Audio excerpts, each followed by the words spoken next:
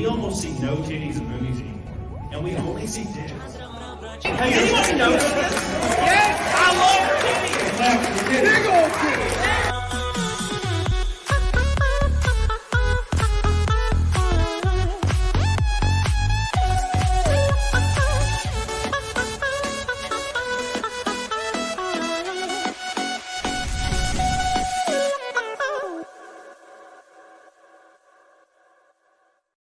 I am so late. What's up, boys? Oh my gosh. I mean, to be fair, you sent me the link at least 4 minutes ago. So yeah, dude, it was what I was like, shit. Man. Okay, so we talked about it before, but man, if you guys follow me on Twitter, you know this morning I was pulling out my engine, my transmission from my race car that I blew to hell and back. Then as soon as I was done with that, went to the gym, got done with that, built a gazebo on my back deck for the pool. And then I looked at the clock and it was 8:10 and I was like covered in oil. So I was like, I got a shower. And then I didn't even send Joe the damn link. He was like, link? I'm like, oh yeah, dude, I'm sorry. So it's been pretty wild, but dude, I'm glad we finally made it. Welcome to the show. We've been trying to get it done for a while too, but yeah, shit just kept falling out of place. And you're like, let's do it Saturday. And I'm like, I got a race. Yeah. So yeah. Well, so now we're finally. This is the meetup that the universe has been waiting for ages. Yeah, so dude. Because why is it the meetup everybody's been waiting for? Because Fight Milk is happening tonight. If we hit Fight Milk goal, Joe's going to kill that shit. And it's been a while since a new guest killed some Fight Milk with me. So make sure you guys remember that in the chat. I do see Derek Kuda popping up the ducks already. He's already ready to go. Look at him. Look at that beautiful man. Love you. Appreciate you. Duckcast 30. Derek Kuda's goated as hell. Ashley over on the local side and all obviously here as well. Happy CAMELCAST Saturday. Better late than never. Thank you, Ashley. I love you. I appreciate you. And one more before we get this road on the go. Where is it at? I don't see it. It was Trent Westbrook at the beginning. I appreciate you, Twint. I love you. You're goated. So, man, what is up, dude? Things are good. Things are really good. Dude. Yeah. Dude, I've been I catch your show almost. I feel like almost every time you do a show, I pop in there at some point. And I feel like my favorite one was you were like gold, like you painted yourself like you were like you were like a sunflower or some shit. Yes. Yeah, dude. And I don't know if you were drinking or not, but you look like you were just I walked into that really, really drunk. Yeah. I'm Purim. So Purim is a Jewish holiday where we drink. It's like part. You're supposed to drink. You're supposed to get drunk, actually. Well, that's awesome. Yeah. And I'm very, very strict about that one. And I was like, I have my nightly stream, so I come in there drunk. So a year ago, I was like, my family. We also dress up on Purim, and it's like a family-oriented theme, and that doesn't have to be, but that's something that my family just does. So. So the year earlier and 2 years ago when I was the genie, so my family was doing mythical figures. So like, my wife was like a unicorn, and we had like, one of my daughters was a fairy, another son was a leprechaun. So this year the theme was like things you'll find in a backyard kind of things. Like my son was a garden gnome and I was a daisy. And this was the problem. This was the serious problem, because if you look at a picture of Daisy, the face of the daisy is brown with like petals around, and I was like, how do I do this without like someday this is just going to be like blown up in my face? Yeah, because I was worried that things going to come off, and I'm just going to be sitting here with just in blackface basically, and the internet lives forever. So I was like so freaked out about that. So I was like, you know what? Maybe if I get some like gold coloring to sort of like highlight onto the brown, that'll like, make it like okay. And no, not a single person accused me of the blackface that really. Dude, I didn't even think about it when I saw that. I was just like, oh, it's a damn flower. What the hell? Like, so now that could be terrible. Like if the flower fell off and then you ran for president in like 2048. Precisely, which I plan on. That's how I'm geared. I'm set up for 2048 precisely, because you have to be over 80 to like. Yeah, dude, what the hell is that about? I'm so tired of that shit. God, it is, dude. I don't know about you. Look, I don't really follow like politics too much when it comes to that. Like it's maybe like on TV or whatnot. I follow it a little bit, but God, seeing old goofy ass Joe Biden and like have two guys on his arms and they're walking him around like it's Weekend at Bernie's.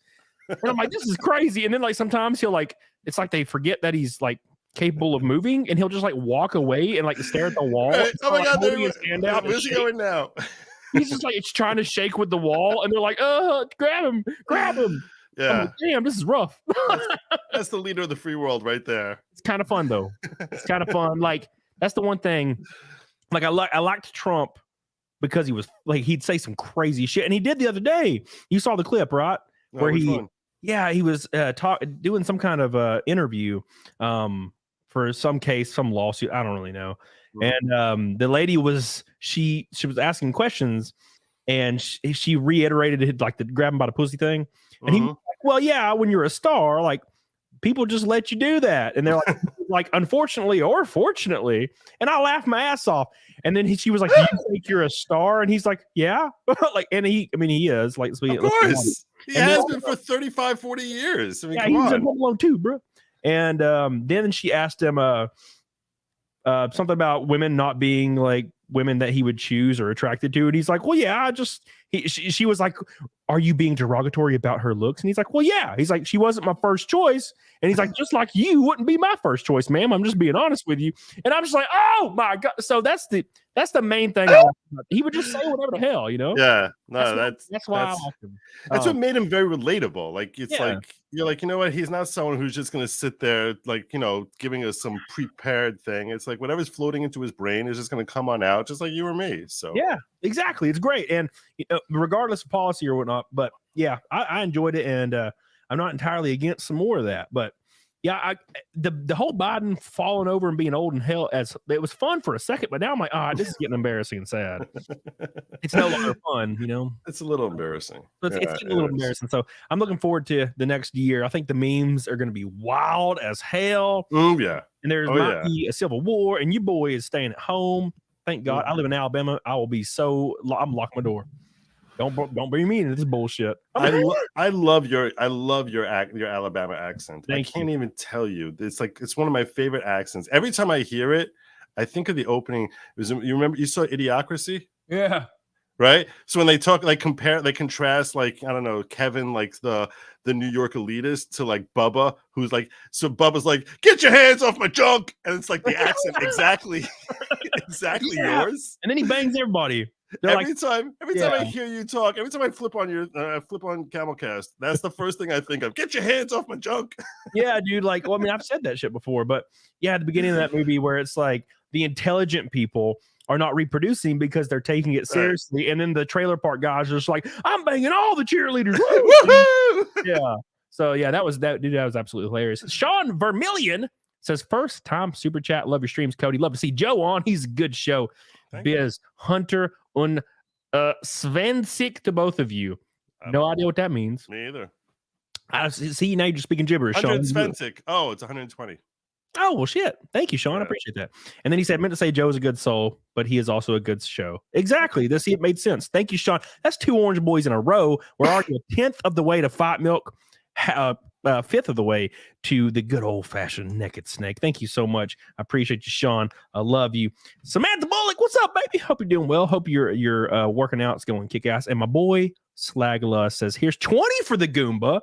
Damn, you upgraded the Goomba today. I appreciate that. Nice. And Mr. Orange Boy's out the walls. There's like 15 of them already.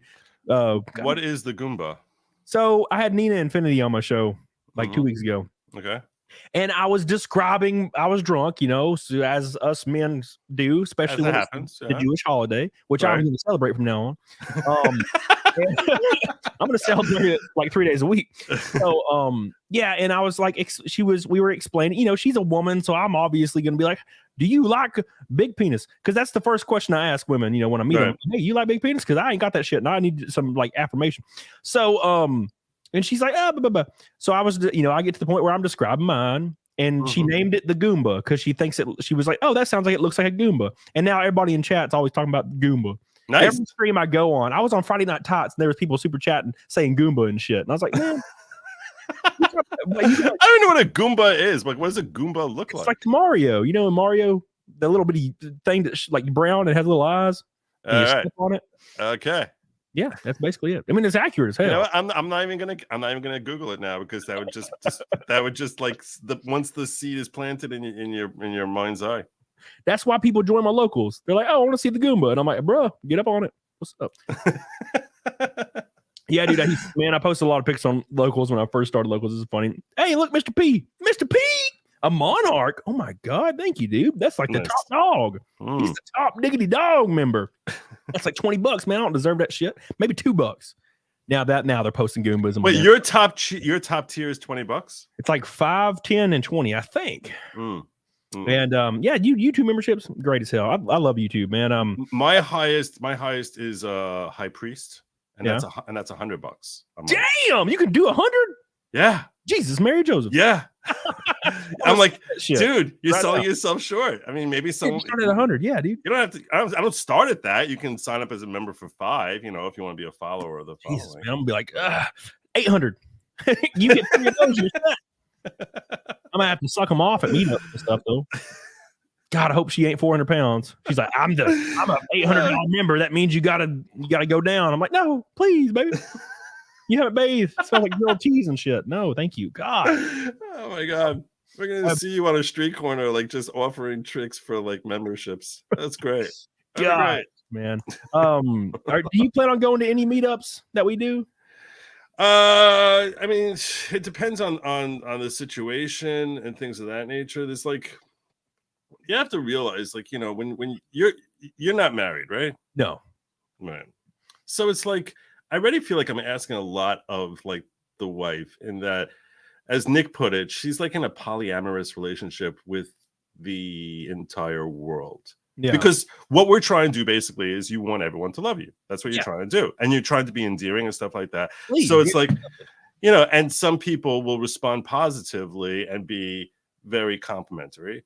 And it's like, so like, you know, she needs to be really secure just on the level of just doing what we do here on cast. So like going out and like meeting up with people, like it's like it would have to be like the right set of circumstances for me to do it. But I'll tell you this, she's very not gung-ho about that whole concept. That makes a lot of sense. Yeah, because dude, I would imagine if I had a girl, she'd be like, no thanks. Because you know, I'm gonna go to a meetup and there's like 4 or 5 girls that walk up to me and they pretty spoken hot, man. So, right, and they'll be practically soliciting you. Yeah, and if I've had 8 white balls, right. So now imagine you had some, you know, you imagine you're married, you have a wife there, and she's, you know, whoever you're going to marry, I assume is going to be an 8 or higher. Yeah, right? That's for damn sure. Okay, so that being the case, now she has her own show. She's going to go off to some city where, you know, she's got tons of fans, and that a lot of them are basically going to be like willing to throw themselves. Like, how comfortable would you be with that? You'd be like, dude, I would know 100. See, this is why I don't get into that shit, because I know for a fact she getting dick down. So I'm just gonna be like, you know what? I'll just save myself the worry and just not be with anybody. You know, and I have a couple girls I hang out with all the time. My best friend, her name's PDH. She's the coolest girl in the world. But like that's as far as I go with it, because I know for a fact, you know, if I go somewhere and somebody drops a draws and they're like a 9, and I'm like, yeah, even though, yeah, okay, you know what I'm saying? So, yeah, and that happens in our business, man. You be anywhere, and they're just like, hey, man, so I like your channel. Pull the Goomba out, and I'm like, well, okay. Fuck. Yeah, I was gonna say, and what would you do if they offered to buy a membership? You're screwed. You have no choice. Yeah. You're like, well, that's part of the deal. Yeah, dude, they get the highest tier. I gotta go ask the mouth and everything. God, and I hate that. I don't want to go ask the mouth. No one wants to do that shit. Oh, look who it is. Andrew Bronca. My man. Dude, we were drinking one time and I was playing piano, and then he told me later that I played piano real good. And I was like, thank you, man. I feel like I don't, but I appreciate it. He says, you're not doing Camelot show right now unless you take off your shirt, Joe. And he said, Fight Milk is kosher. That's not gonna happen, but Fight Milk will happen. If you reach your metrics, I'll get the milk and the eggs and try and dig up some vodka. So thank you so much. And thank you, Andrew Bronco. I love this man. He's much taller. I don't know why, but he does. I don't know. You know, you don't really think. I guess it's like, it depends on if you have an elongated face or not. Mm-hmm. But, you know, I think Andrew and me have a similar like head shape. So I feel like I look kind of like I would be short in real life. Mm-hmm. And Nick obviously looks like he'd be tall because he's got a elongated face. Andrew's got kind of in the middle, you know, normal shaped face. He's tall. He's tall as fuck. I met him and I was like, what the fuck? Yeah, he's tall. Why is he like tall as hell?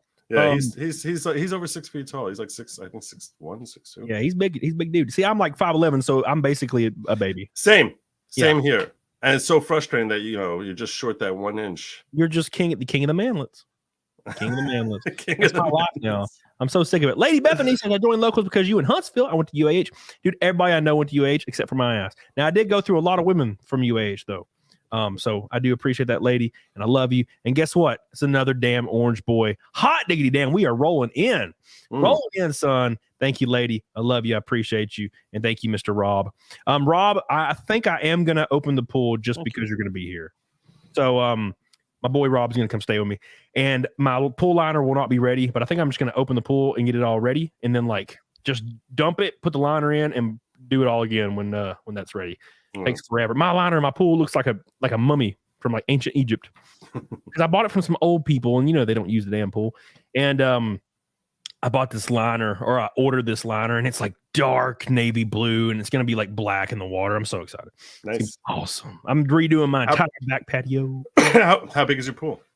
It's pretty huge. It's not Olympic size, but it's close. It's pretty massive pool, yeah. And I'm gonna get a pizza oven, like a cement, stone pizza oven. I'm gonna build one of those. It's gonna be cool. How deep is it? I think it goes down to 8 feet at the end, 7 or 8 feet. I can't touch my hairy ass down there. So, but yeah, it's pretty deep. Yeah, my dogs, my bastard ass dogs too. I'll tell them not to get in. Yeah, I have a German Shepherd, and I'll jump in the pool, and he does not like you. He thinks he has to save you. So I'm like, you stay your big ass out there. And sometimes he will just I'll save you, and then he can't swim, and you're basically. And he jumps in the pool, and he's comes over to me, and then he just puts his face in my face. I'm like, now I have to save him because he's stupid. And then my entire pool is just covered in fur. You can see it all on the top of the pool, and I have to wait till the freaking little things get it after an hour. God, it's annoying. That bastard ass dog. My other dog's scared of water, so it works out. Thank you, Holy Ozone. There he is again, by the way. Imagine Joe was at Law 2 Meetup, and he just finished a bottle of Witz. And suddenly and is it by a bunch of ladies a negotiable virtue? Let me tell you something. So Manischewitz is your classic Jewish wine, but only Jews over 87 will drink it. It used to be the only kosher wine. Now there's a whole array of kosher wines out there, but everyone knows Manischewitz. It is awful. It is the worst wine in the world. I drink wine, I haven't drunk Manischewitz in 40 years. Man, I don't know what it is. I can't drink wine. It just tastes like rotten grapefruit ass to me every time I drink it. I'm like, okay, thank you. I think all these people who are sitting there, smelling the rosé of the wine, and sitting there with their arrogant elitist bastards. Yeah, with their wine glasses and they're drinking this stuff which all tastes the same. It's basically dry your mouth out with just awful flavor. And they're sitting there talking about the bouquet, and I'm like, you're all liars. You're all this is the emperor with no clothing, where it's you're pretending that you see something that no one in humanity actually really sees. That's what I think the whole wine. I think the whole wine thing is complete crap. See, it's like the crypto of alcohol. This is exactly what I'm talking about. Look at young butternut right here. Good wine's totally different. Listen here, motherfucker. So I've had girls come over, graduating parties, all that shit. Because I used to I was on Tinder. And I'd be hanging out with girls, and eventually the girl would graduate. That's always, what happened. I've been to 80 graduations now, and they'd have this freaking $500. Right. So these are your high school friends, or no, just college girls. Oh, no, okay. So, they're 25, 26. When you first said they graduate, I'm like, okay. Oh, do you see how old? So they bring over this $500 bottle of wine. Their parents or grandparents, because a lot of these girls, especially one of them, was their parents were multimillionaires. Mm-hmm. I go over to her house, and she had this large living room and this swirl marble staircase that went down to another living room that had pool tables and shit, and then a staircase that goes up and goes to their theater, and then they had 2 McLarens in the garage and a Ferrari. That girl was crazy. Now, she was crazy. She sucked though. She was an asshole. But I'm like, man, if I would have married her, I could have got alimony from her ass. But anyways, right. she's a bitch. So. But she came over, and it's nice when you're planning who you're going to marry. You're planning ahead for the alimony. Yeah, that's the whole point. I'm trying to think that is just it's your classic traditional American family. It's I'm just planning. I'm picking my wives based on who has the best potential alimony. That's the American way. That's how you should do it. No, but She brings over this like $500 bottle of wine, $800, I don't know. And I'm like, I hate wine. I told her exactly what I told you. Tastes like grapefruit assholes. And she's like, no, you don't understand. You need to try this wine. And I'm like, oh, whatever. All right, cool. So I like throw it down the gullet and I like swish it around, swallow that bullshit. And I'm like, it tastes the exact same. I'm just not cultured. Yeah, I need some delicious ass whiskey. And I did start drinking some top shelf whiskey because Nick got me into it and almost killed me one night. Oh, there's a big difference. There's a big difference between good whiskey and bad whiskey. I was drinking Jack Daniels and I liked it. And then he's like, here's some unlabeled crazy shit. About killed my ass. But it was smooth. Right. It was like $500. It was smooth, but it knocked me on my ass. About killed me. About killed my ass. But yeah, no wine for me. Just whiskey, liquor, some White Claws because I like the TV static taste. That's all I need, dude. What is your preferred drink of choice? Cal Isla. I've told Nick about this 400 times. Spelled C. It's 2 words: CAOL and then ISLA. It's like, have you ever tried Lagavulin or Ardbeg? No, that's all. This sounds crazy. These are all very peaty. They're very smoky drinks. I've been a smoker my whole life, so like they have like that smoky type of flavor to them, which Nick happens to like. So that's why he knows I'm always pitching the Cal Isla. It's the most amazing. It's the nectar of the gods. It's amazing. It is so good. So I drank a lot of Highland Park at one point, and I don't remember. I think it was Highland Park 13 or 15. I can't remember. And that shit was smoky as hell. Yeah. And I was like, ooh. It literally tastes like some liquor with ash with some ash in it. I hated it, but I started getting used to it and started liking it at the very end. And then Nick started giving me some real smoky shit when we were in Vegas, and it was real good. It was much better. But you know how he is. He's like, $1,000 a bottle, and I'm like, I don't know how you do that shit. I ain't doing that. Oh well, yeah, I'll pay $8. That's all I get. People always shame me for White Claw. Look. I've hung out with white girls for years. Bud Lights. That is all they drink. Therefore, I started drinking White Claw. Oh, so you're basically tailoring your alcoholic taste based on like what like little girls like. That's and dude, I can drink like 8 of them over the course of 6 hours and just feel like real like mellow and nice, and then go to sleep. If I drink like Jack and Cokes, I get to the 6th one and I'm like, oh yeah, I drank way too much. You know, well, White Claw can just sip on them bitches, and I take big old sips. You know, it's part of my fault. Thank you, Tech Crisis, over on the Rumble side. I cheap, so here's 5. Love you, dude. Appreciate you, dude. So tell me what got you into YouTube. I always ask this question, and I haven't been asking it to anybody lately. I need to get back on the train because you're about to hit 100K. I'm so pumped. Every time I see it, I'm like, let's go. I'm about to. It would have been easier in your description. You need to change your description because there's no clickable link there. So did they take that the @ away? Yeah, well, it happened. By the way, Nick told me that with my channel, this is how much YouTube hates me. Karen hates me so much that he said he will literally put in @GoodLogic and it'll show as being clickable, and then you look at it a second later and it's unclickable. Like they literally don't want anyone. So lame, dude. They don't want anyone to find me. That's the. Here we go. It is in there now. I look at that. Speak of the devil, and he shall appear. What the hell? Law. You talking about Nick? Yeah. White Claw. You know what? You're trash. You're trash. Yeah, I don't think he drinks $1,000 whiskey. I've seen him. I think the highest I've seen him is like $200, and there is stuff you can get for like 500. Dude, it's something he killed me with. I know where I have to edit it at. Never mind. It's here. I can do it there. I'm just dumb. I'm real dumb. All right. Now, boop, boop, boop, boom. There it is. All right. Good logic. Oh, beautiful. I got you. All right. Now it's saved.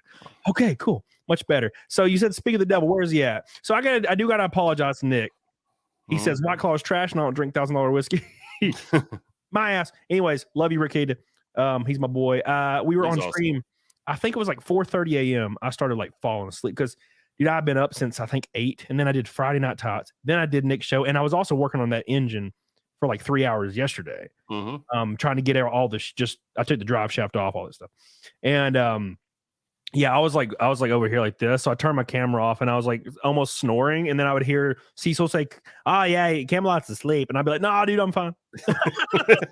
I'm here." And then I fell asleep, and I woke up, and it was just it was me alone with the Ricada Law background, and I was like.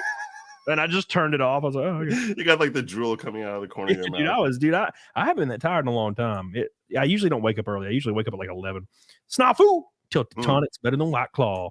Man, I need to try it. I need something. Please, God, somebody give me something. So I got into YouTube during lockdowns. Like I always would talk about like politics and stuff like that under like a pseudonym. Yeah.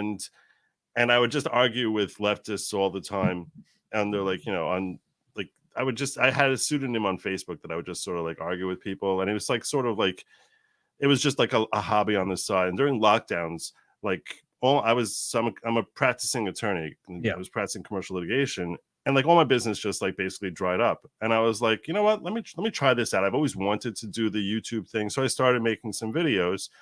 And really, it was Nick who discovered one of my videos. You know Ron Coleman? Yeah. So he lives like 2 blocks from me. Okay? Oh damn. Yeah. He lives like 2 blocks away from me, and we pray in the same synagogue. And the dude was sitting behind me, literally in a synagogue which has like, I don't know, 300 people. He sat behind me every week for like 3 years, and I would say nothing more than like, you say good Shabbos when you see someone, and that was basically like that was my whole relationship with him. And I'm going through Twitter, and like I signed up for Twitter in like I think April 2020 or March 20 or April 2020, and they're recommending people to you who you might know, and they recommend to me Ron Coleman. I wasn't even sure. I was like, is that the guy from my? Holy hell, this guy's got 150,000 subs, like followers on Twitter. So he started following me, and he started sharing my stuff around when I started doing videos. And Nick saw something that I had a video I had done and brought me on. And when I saw what Nick was doing, I was like, oh, I could totally stream and just talk to myself in a room for like 2 hours. You watch me do it, and you're like, oh, I can do that. I'm already doing that without a camera. I can do that shit. Look at this guy. Yeah, just turn a camera on. Yeah, that's easy. And and thank God, like people they enjoy. You sort of refine your game a little bit as you start doing it more and more, so you understand. You learn that like you're really, even though I'm talking about law or politics or whatever, that at the end of the day we are entertainers. That's what we're doing. Yeah, and that's actually, and I would study people who I thought were good at it and try and like find my own style that would be consistent with what was working for them. And boom, here we are. So, dude, you know what? A lot of people have told me they started during lockdowns. Now, really? Yeah, I started in 2019, which was the year before. And it just blew to hell. It was fast. I hit 100K in like from when I went full time, it was like 4 months, 5 months. Wow. And then it was from 9 months if you start from like my first like upload. But I did not expect that shit. And then you had a drama though, right? You had like a drama that you got involved in. Yeah, I was working at GameStop, and then I left, and they got me fired from my Walmart DM position. It was contracted out, so it's pretty wild. And then a bunch of creators made videos about it. And then it just snowballed. And then that's where I met Nick. He just like, I think he emailed me or messaged me on Twitter or some shit. He's like, come on my show. And I was like, all right. And I think Nick had 60K subs. And I went to the show, and it was a lot of fun. Oh, yeah. And I was like, man, I don't know how this guy doesn't have more subs. Oh, shit. Now he destroys me. That's I'm like, dude, I should have never thought that. I should have been like, he deserves less. Because then apparently everybody thought the same thing. Yeah. But he's one of my best friends in the world. I don't have friends in real life. I don't know what they all move. So now it's just me. So I look forward to doing shows. He's just like really real, and I think everyone can see when you watch him on camera that like what you're seeing there is the same guy he is when you're hanging out at a bar. Exactly. So, it's like Criminal. He's the exact same guy. It's like he's like not even trying when he's on camera. It's like that's the best way to be, because if you can do that, you're good. Yeah, you're good as hell. And but yeah, so I went on his show, went great, and he's going ham as hell. But it's when it comes to like videos, damn, dude, it's like YouTube thinks I'm a streamer now because of this show. Punishing you. And every single one of my videos are demonetized now. Really? So I uploaded a video of some customers at McDonald's like shittily fighting. And I mean shittily. They were like slapping at each other. And it was it was almost like a comedy sketch. And YouTube struck my ass saying it was graphic violence. And I appealed it, and they denied it within like a minute. Right. And which they were like, we manually reviewed. No, you didn't. So then YouTube. You reviewed it a minute later, and the video is 9 minutes long. And it's like exactly. How fast were you watching it? Those bitches. So I was like, whatever. And then YouTube messaged me on Twitter and was like, you haven't filed an appeal yet. Like, file an appeal. And I'm like, you motherfucker, I did. So I uploaded 2 since then. And I drugged the video over You know how you do, to upload the video. And I closed it to, work on something else because I scheduled them out. And both of them, including the short I did, just demonetized before they even uploaded. And I was like, oh, cool. Now we're fucked. So it all is back to streams again when it comes to super chats and stuff like that. So that's what I talked about on Friday Night Tots. Do you like upload stuff that's what's the most controversial? Because there's certain things that we know that YouTube doesn't like you talking about. Yeah, things that led to lockdowns, things that related to like things of November and even number of years. If you talk about stuff like that, they hate you. They don't want to hear from you at all. Not really. I don't really wondering talk about anything. Now on my streams I do. I talk about, I have Nick on, we'll talk about whatever, because, whatever's in the news cycle. But the thing is, and I have done this before, I upload videos of people fighting in retail stores because they're pissed off at a customer or vice versa. Like there was a video a couple weeks ago, the Taco Bell guy screaming, he's like a nerdy kid, and he like slaps the woman. It's kind of stupid and silly and funny. Right. And that video did really well. It got like 40K views. And I was like, cool. So I'm like, I'm going to do more of those. So I did like 4 or 5 of them. And then I got to the most recent one, the McDonald's one. And it just so happens. Now I might be a conspiracy theorist. Every single person in the video was black. And it was kind of like one of those like 8 people are jumping on each other kind of things. Which is weird because it's impossible to find a video of black people fighting. So you must have been scout. Yo, what you trying to do? Damn, son. One of my I'm sorry. Yeah, that's pretty hilarious. No, but yeah, I think that a lot of people were like commenting that. They're like, this is demonetized because they're black. And I'm like, I don't feel like that's true, but it could be. So, whatever. And it sucks because like the next 3 videos I've already filmed, it just so happens that they're black. I'm like, oh fuck. Damn, you know what you gotta do? You gotta go to like one of those meme makers and have them throw like a white person in there. Just put them like in the background, shittily like photoshopped in, just like swinging. Yeah, terribly. Well, you know what? That's what you need to do. You should white face all of them, like white with like really like old people, like people that it's no way it's possible. Yeah, have like Biden in there, whatever, and just be like, okay, so this is the YouTube friendly version. Oh my god, that might be the way. That'd be classic. It'll probably get 1 million views. Hell yeah.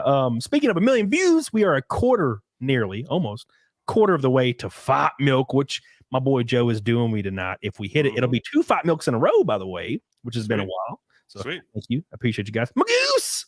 Many people have had videos demonetized for showing black people behaving badly. Yeah, I don't know what I guess maybe they just don't want it to.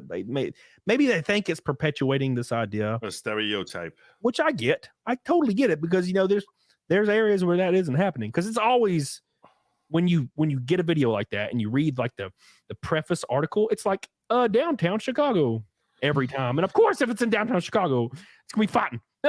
So, and this topic came up with Tucker because he had a text where he basically was saying that when you talk about like a big fight with like a brawl, that he was saying that it tends to be only one. That's not how he said that's not how white people fight. And what I was actually thinking, or you don't see like the 3-on-1s, that's not how white people fight. And what I actually think is that when you have, that doesn't mean white people don't commit crimes. I mean, collectively, white people commit more crimes or, a similar number of crimes to black people.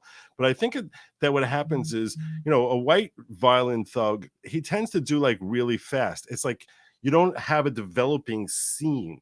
It's when you have, so that it doesn't get caught on camera. Guy does a quick slash type of thing and snatch and grab. You're not going to see that on camera because people don't have their cameras running 24/7. But when people see something brewing into a fight, that's when they pull out the cameras, and that's why when you have a 3-on-1 type of situation, that's why those get caught on film. And so that helps perpetuate the stereotype that So YouTube doesn't like. This is a great point because in my video that's coming out tomorrow. So, it's one of those, man, it's in Walmart. There's like 20 people fighting, and this lady just picks up like one of those security like poles that have like ropes that like rope off areas. She like detaches the rope and grabs the pole and just starts hitting people with it. And on camera and everything. She like looks at the camera and she's like says some shit and runs over and starts nailing people with this thing, just random people. And I'm like, yeah, and it's hilarious, and I'm sure it's gonna get demonetized. But dude, it's so funny because you can even hear it. She's like goes over, it's like a comedy sketch. She's like, and she hits him, and it's like whap, And the guy falls over, and I'm just like, this is hilarious. So you see, maybe you need to edit it by like including like that old Batman thing where you just see like kablowy.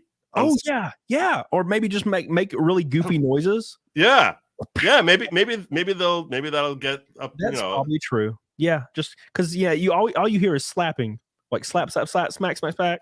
Yeah, and you hear like people talking under their breath. That's all you hear. Tank, like it's a great video. Minor Zircon says, Joe, you do naked snake. He's not doing naked snake, but he is doing the fight milk. If we hit the fight milk. I'm gonna not know what that even means. So yes, naked snake is just I just tear my shirt off and sing. It's great. It's a great time. I work really hard on my body from here up. Yeah, that's what you're supposed to do. Yeah. I spent 5 years making myself like the fittest old Jew on the planet. Okay, outside of the Mossad, where like the Israelis are insane with like what they do. But I was really working out for a couple hours a day, like 5 times a week for like 3.5, 4 years. Yeah. And I was really jacked in when I hit my 40s, when I started getting like really, really jacked. And yeah, that would be perceived by the wife as if like I'm trying to use that type of allure to draw fans. So like that's why, you know what I'm saying? That makes sense. Yeah. So dude, now this is a completely different conversation, but there's a certain that I've seen people in relationships. My dad, this happens to my dad, by the way. My mom will not let my father go to the gym. And it's because she's like, oh, you're going to go to the gym and you're going to lose weight and get buff and you're going to start cheating on me. That's what my mom assumes. Mm-hmm. And dude, I go to the gym and I've had girls tell me this shit. Cause you know how girls are, like you'll hook up with a girl a couple times and she's like, oh, we're together. And I'm like, no, we're not. Unless I say that shit, that's not happening. And they'll be like, oh, they'll have a problem with me going to the gym. And I'm like, well, I'm never stopping that because it's not a physical fitness thing for me. It's a mental health thing. If I don't go to the gym, I won't survive.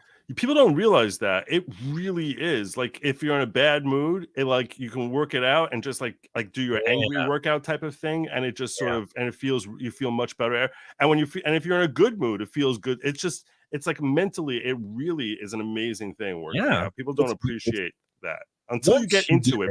Yeah, once you get past that hump and you're like, this is the greatest shit ever, and I have to go. It'll be, dude, I'll have a flight in 2 hours and I'll be like, I'll just hit the gym for 30 minutes. Like, that's how I am. Like, that's how I was. Today I finished, I got the engine out of the car and I was taking all the shit off of it, like the bell housing, the transmission out, the clutch off, flywheel off as fast as I could. And I got it down to the bare like block and the heads and the valve covers and the intake manifold. And I didn't even bathe. I went to the gym, washed my hands, and I had black shit all over my face. And I'm working out at the gym for like 45 minutes. I just didn't have time. I had to build a gazebo. So there's too much to do, man. And I was like, I have to go to the gym because if I don't, like I got a 12 gauge right below my bed. Yeah. Someone won't survive this shit. It's the only thing keeping me alive is that gym. I tell you what, I don't know what it is. I can't really explain it. Fire PA brings up a great point. I have not looked into this enough, but I did see the video. He says, Joe, what's your thoughts on the Marine choking the crazy guy on the subway train in New York? Also hope you and Lady LAWGIC are well. So for people, let's preface this. There was an altercation where this guy that was he was a convicted felon, correct? Yeah, I think, and a warrant was out for his arrest. Yeah, and he was acting a fool, and some guy put him in a headlock. Some Marine put him in a headlock to destabilize the situation. The guy ended up dying from it. The guy that was in the headlock. Yep. So what's your take on it, Joe? I mean, I don't know that we know enough about how aggressive he was in the whole thing. There's one image that I've seen of him holding him. I haven't seen video of him and how long the altercation was. I also know he wasn't alone. There were a couple of black people, and everyone focused on him because he's the one who had the headlock. But your question basically comes down is, Derek Chauvin, what he did with Floyd was, wrong because of the length and duration and how long he was doing it and keeping him. And even when his fellow cops were coming along and saying, hey, maybe you should check on him. He's been quiet for like a minute, and he waits another, 2 minutes after that. That's what made it wrong. You know what I'm saying? Yeah. It's not the initial holding the guy down. So I think it's premature for anyone to sort of, who doesn't, until we know more, to really weigh in here. I will tell you that there are some, I've traveled to the subway thousands of times. There are some really crazy people out there, and some of them will be very aggressive, and they'll pick someone out, and they can be, it can be really scary. You're trapped in a car with someone and no one wants to get involved. And now we're in a place in the world where if someone gets involved, they know they could be facing criminal charges or being called by the congressman a murderer.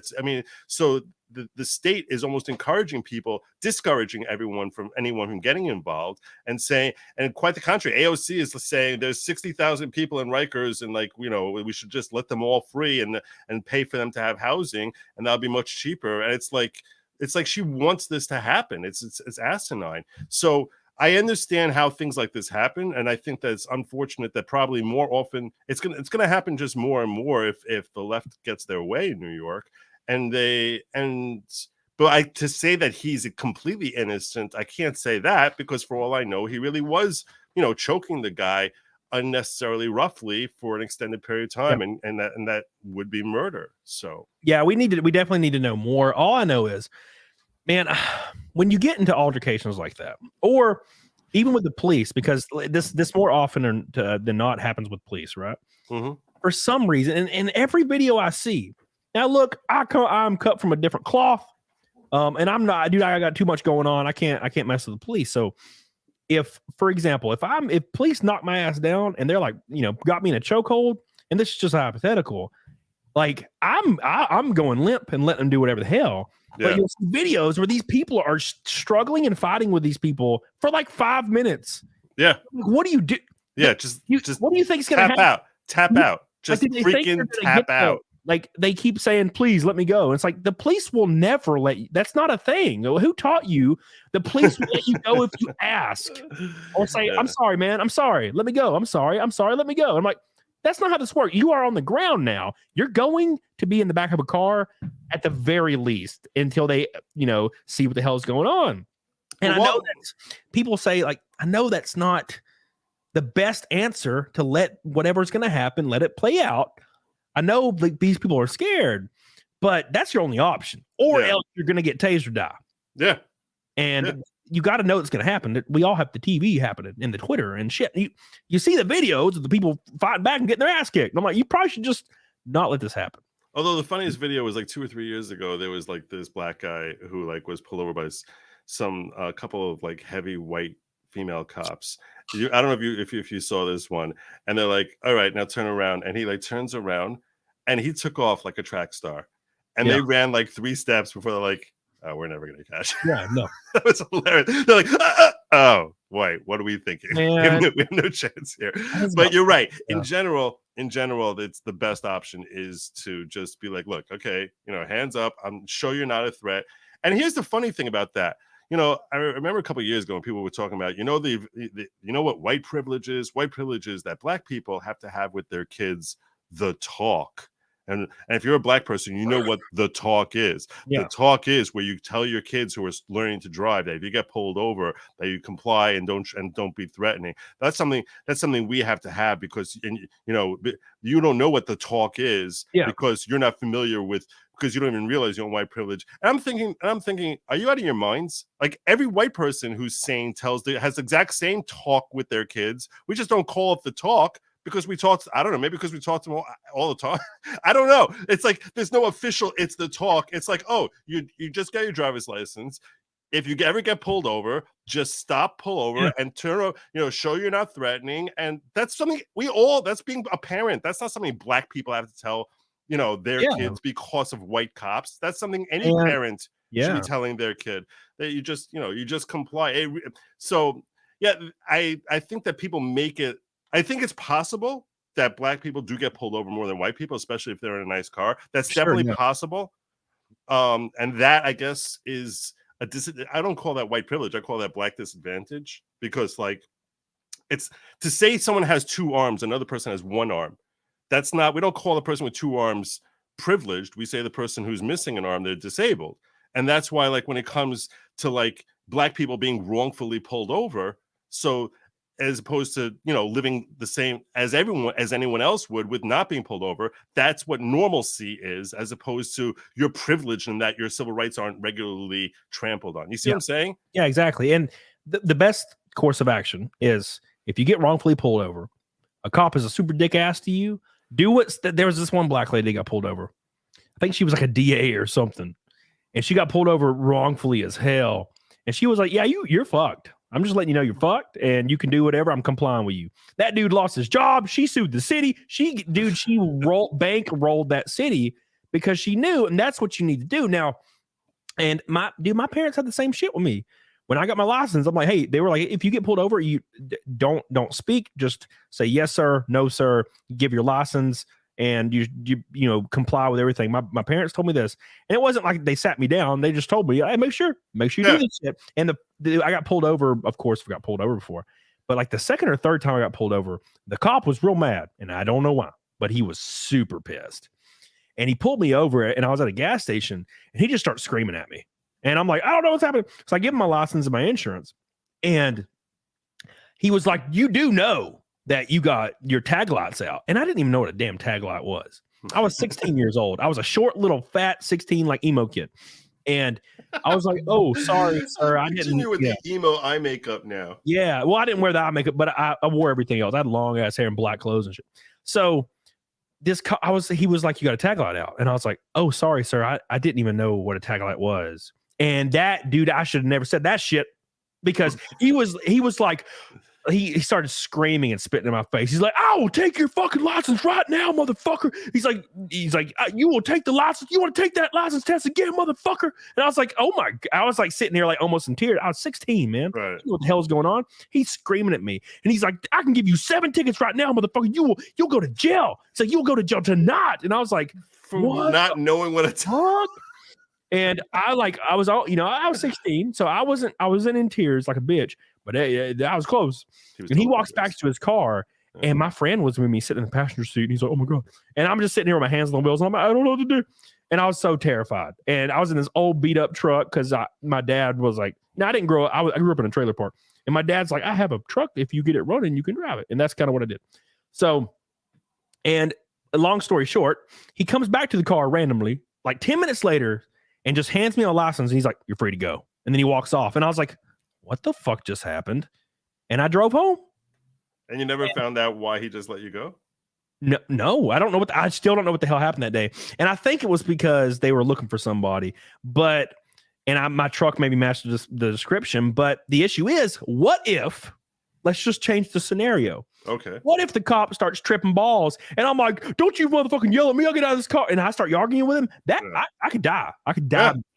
Yeah. That is the issue. I just look forward and just yes, sir, no, sir. He's screaming at my ass. And I'm just like, you know what I'm saying? Mm-hmm. So that's the difference. And that shit's happened to me. Look, I know that it probably disproportionately happens in really freaking poor communities all the time, because these cops are like 0 to 100 in those communities. You know what I'm saying? They're like, at any point, some bullshit could go down as a cop in those communities. Yep. You pull somebody over that you could get up to the window and they pull a gun on you. Like, it's pretty freaking wild. So they're a little bit more high on alert, which leads to disenfranchised people getting in bad situations. But in those situations, you need to go limp and let them do whatever the fuck. Yeah. like just whatever. And then sue later. Ask questions later, sue later. Don't fucking die over that shit. When I was 20, I read a book about how to beat a speeding ticket. And it was written by a state trooper who was basically talking about like the best way. And he actually gives guidance that he says, if you ever get pulled over, the first thing you do is, he said, put your hands up on the headrest. He said, because your objective is you want to calm the cop down as much as possible. And every cop knows that a nightmare scenario could happen, that they pull someone over and they walk up to the window and the guy blows them away. And that's something that freaks them out. Like on some level is freaking them out. So you want to show yourself to be as non-threatening as possible. And if you have your hands up on the headrest, they know that you're not about to reach for a gun or anything like that. They can walk up, feel calm and they're walking, when you're rolling down your window, they're in a calmer state than if your hands are out of view. So that's actually something that I learned to do, and it's pretty effective, actually. Yeah. So the main thing I do, because I haven't been pulled over in a while. It's been about 2 years. Mm-hmm. The last time I got pulled over, and I do it really fast. I put my I put my car in neutral and pull the emergency brake, because I drive all my cars are manual. Mm-hmm. And I see the cop opening the door, and I grab my insurance and I get my license out and I put it in my hand like this. Mm-hmm. And as soon as he walks up, the window's down, and I have it like sitting here. I don't want to be reaching for shit. Mhm. I'm like, "Whoop, there you go." I do it as fast as possible and get it all ready and just have it ready. Because there's too much shit going on, and I know that nothing negative will probably happen, but it's Right. still, you never damn know. All you need is one idiot to Yeah. to mess up your life forever. It takes one person that's on their freaking CB radio in their car saying, "There's a guy in a red Mustang and he just hit 4 kids, Right. and you need to find that motherfucker." And they pull my ass over because my Mustang's red, Mhm. and they come drawn and license registration, and I reach for it, and they blow my ass away because they think I'm somebody I'm not. That shit happens all the time. Yeah. So, that's the best thing you can do is just be prepared, know what's going to happen, and don't start yelling at the cop because you ain't gonna win that battle. No. You ain't winning. It definitely, yeah. And that's like you said, all you need is just one moron who just is like freaked out, had a bad day, and is like not thinking straight, and he sees something wrong. Like why risk anything? So yeah, exactly. Speaking of risk and stuff, Billy Hatcher says got pulled over for speeding a while back and just stayed calm. I think the cop saw my dash cam too when he pulled me over. And that's a good thing. That's a good thing, especially now having cameras in your car. I feel like that deters a lot of things that could possibly go wrong. They might not act a fool. Sometimes they don't give a fuck. They will just act like a maniac and then get fired or put on paid administrative leave. They're crazy. Man, cops can be crazy, but there's also a lot of good cops that keep the world together. It's just, man, you got all of these situations happen in densely populated, poor freaking areas and that's where some shit goes down, and it's national news. And then everybody, you know how people are. We're like very selective. We see one cop doing a bad thing in LA, and then if you don't really think about it consciously, you apply that to all police. that's true. This is what we do as humans, and you got to rise above that shit and not see that. Like, and because that'll happen to me. I'm like, man, cops are fucked up, and then I have to think, well, that cop's fucked up. That's what you got to do. Thank you, Billy Hatcher, for the gold boy. By the way, we're officially 30 from halfway to Naked Snake, almost a quarter of the way to the milk. 80 likes from 500. Get the hell on it, dog on it. By the way, Rumble people, I love you. Bill Dozer, Enoch, Bosca Sauce, appreciate you guys. Dome lights on, hands visible. That's for damn sure being SC and locals. But yeah, that's the one thing. Just comply, man. Just comply. But that the situation is different though. This was a Marine on a subway train, and I don't really know what happened before. If somebody can talk in the chat, I think he was acting a fool. Otherwise, why would you get put in a headlock? You're not going to be put in a headlock for no damn reason. There's also other guys holding this dude down, so I had a situation with North Carolina police when I was driving back from Florida with my family. Right, so I've got a minivan, and and I was running low on oil, like my oil light was going off. So it's 2 a.m, and I pull into one of those gas station type deals where they have 7-Eleven type thing, and I opened the hood and I bought they had some oil thing that I was able to buy, so I fill it up with oil. My whole family's asleep in the car. And what happened was I unscrewed the cap for the engine. I let the car cool down, unscrewed the cap from the engine, and poured the oil in. And when I tried screwing the cap back on, it slipped from my fingers. And it fell into the engine. I'm looking under the car, and it's not there. I can't see it anywhere.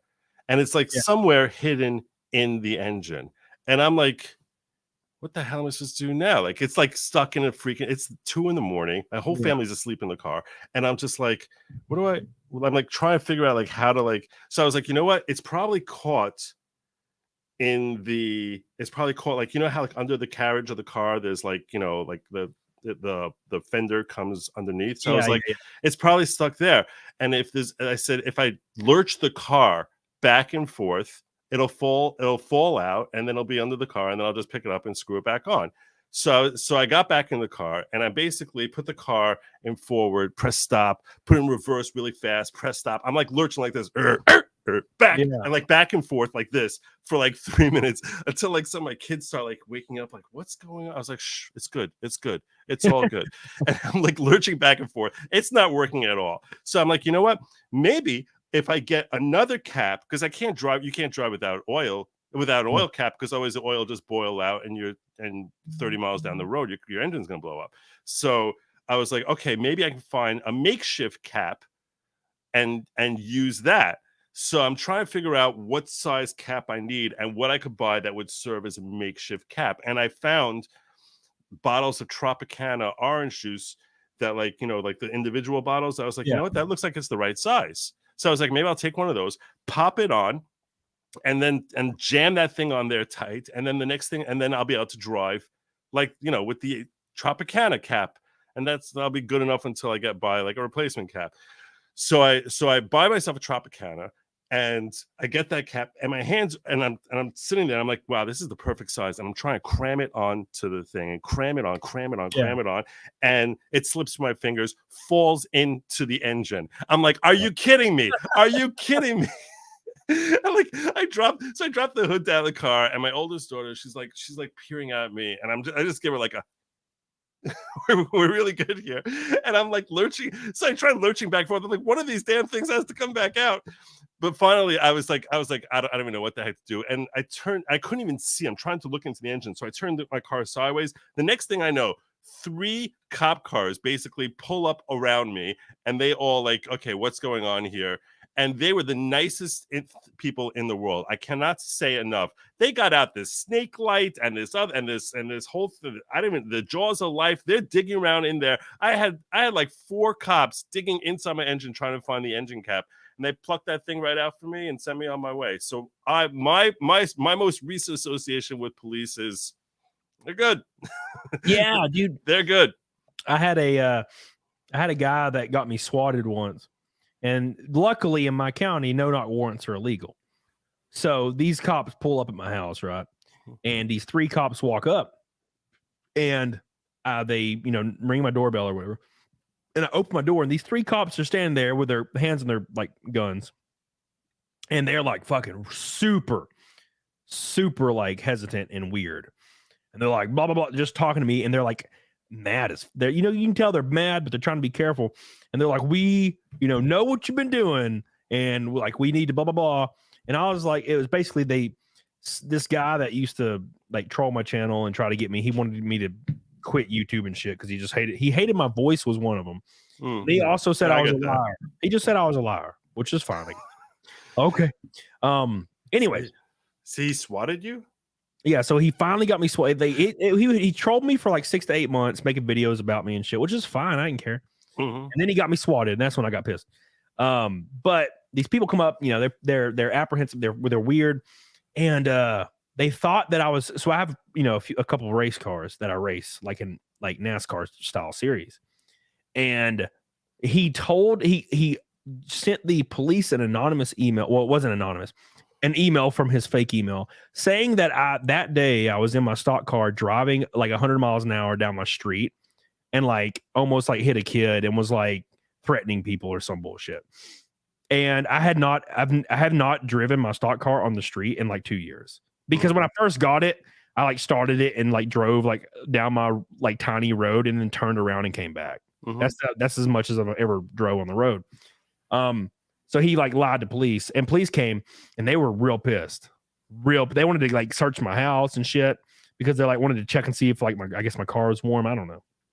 And I told them, I was like, hey, just letting you guys know, like I'm a YouTuber, and there's a guy that like has been trying to get me like killed, and he ordered like food to my house, cash on delivery, like 5 times a day, every day for like months. And I said, hey, there's a guy that's been trying to get me in trouble. He sends emails from this email, and I don't know why he kept using the same email. And as soon as I said that shit, because I was like, who sent this email to you guys? And he's like, we can't tell you that. And I was like, was it this guy? And they were like, yeah. And I was like, yeah, I'm a YouTuber, and that guy's like, he hates me, and he keeps trying to get me in trouble. He keeps messaging my family. And they all relaxed and was like, oh, okay, cool. And then they wanted to look at my race car, and they're like, dude, your race cars are awesome. Woo! They wanted me to like, start it up and rev it up and shit. Like we had a good time. And then they left, and they were like, hey, if this ever happens again, man, you know, we'll tell them to fuck off. We'll try to find out who this is. We'll keep in contact. I was like, oh, hell yeah. Wow. It worked out. But they were real, like their moods changed instantly. Do you know his name, this guy? I know his name. I know his real name now. I don't want to like dox him on here. No, you shouldn't dox him here. But I'm saying, he hasn't fucked me in a while. But yeah, I know his real name. What I'm saying is, if someone like that's attempted murder. Someone tries swatting you, that's attempted murder. Because all you need is, like we said, some crazed cop who thinks that this is a dangerous situation, is a little too trigger happy. that, these people need to be prosecuted. They need to be put away. Yeah. He, I don't know if he got charged. He's in a different country. I don't know the specifics of it, but I got fed up with it and I contacted YouTube and I was like, this dude's getting me swatted. Here's his channel. I mean, same dude, very easy to find out. YouTube messaged him because I struck one of his videos because he just reposted my video. I struck it, and then when you strike a video, they have to appeal the strike, and they have to give you their accurate information so you can file a lawsuit. Obviously, I'm not going to file a lawsuit. I don't care, but I wanted his name and his email, so I would know who it is, and then if I need to proceed, like with police, I can give that to police and see if they can do anything. Or the FBI, because I contacted them as well. And he gave fake information to YouTube. It was a random name, and it was a address in New York City that happened to be a McDonald's. So I emailed YouTube back, and I was like, so this email he gave you was from McDonald's. It's not his real email, or his address, and his email is completely fake, and his name's fake. And YouTube messaged me back. They're like, yeah, we noticed that. And the next day, all of his channels were deleted and all his Twitter was deleted, and he disappeared for about a year.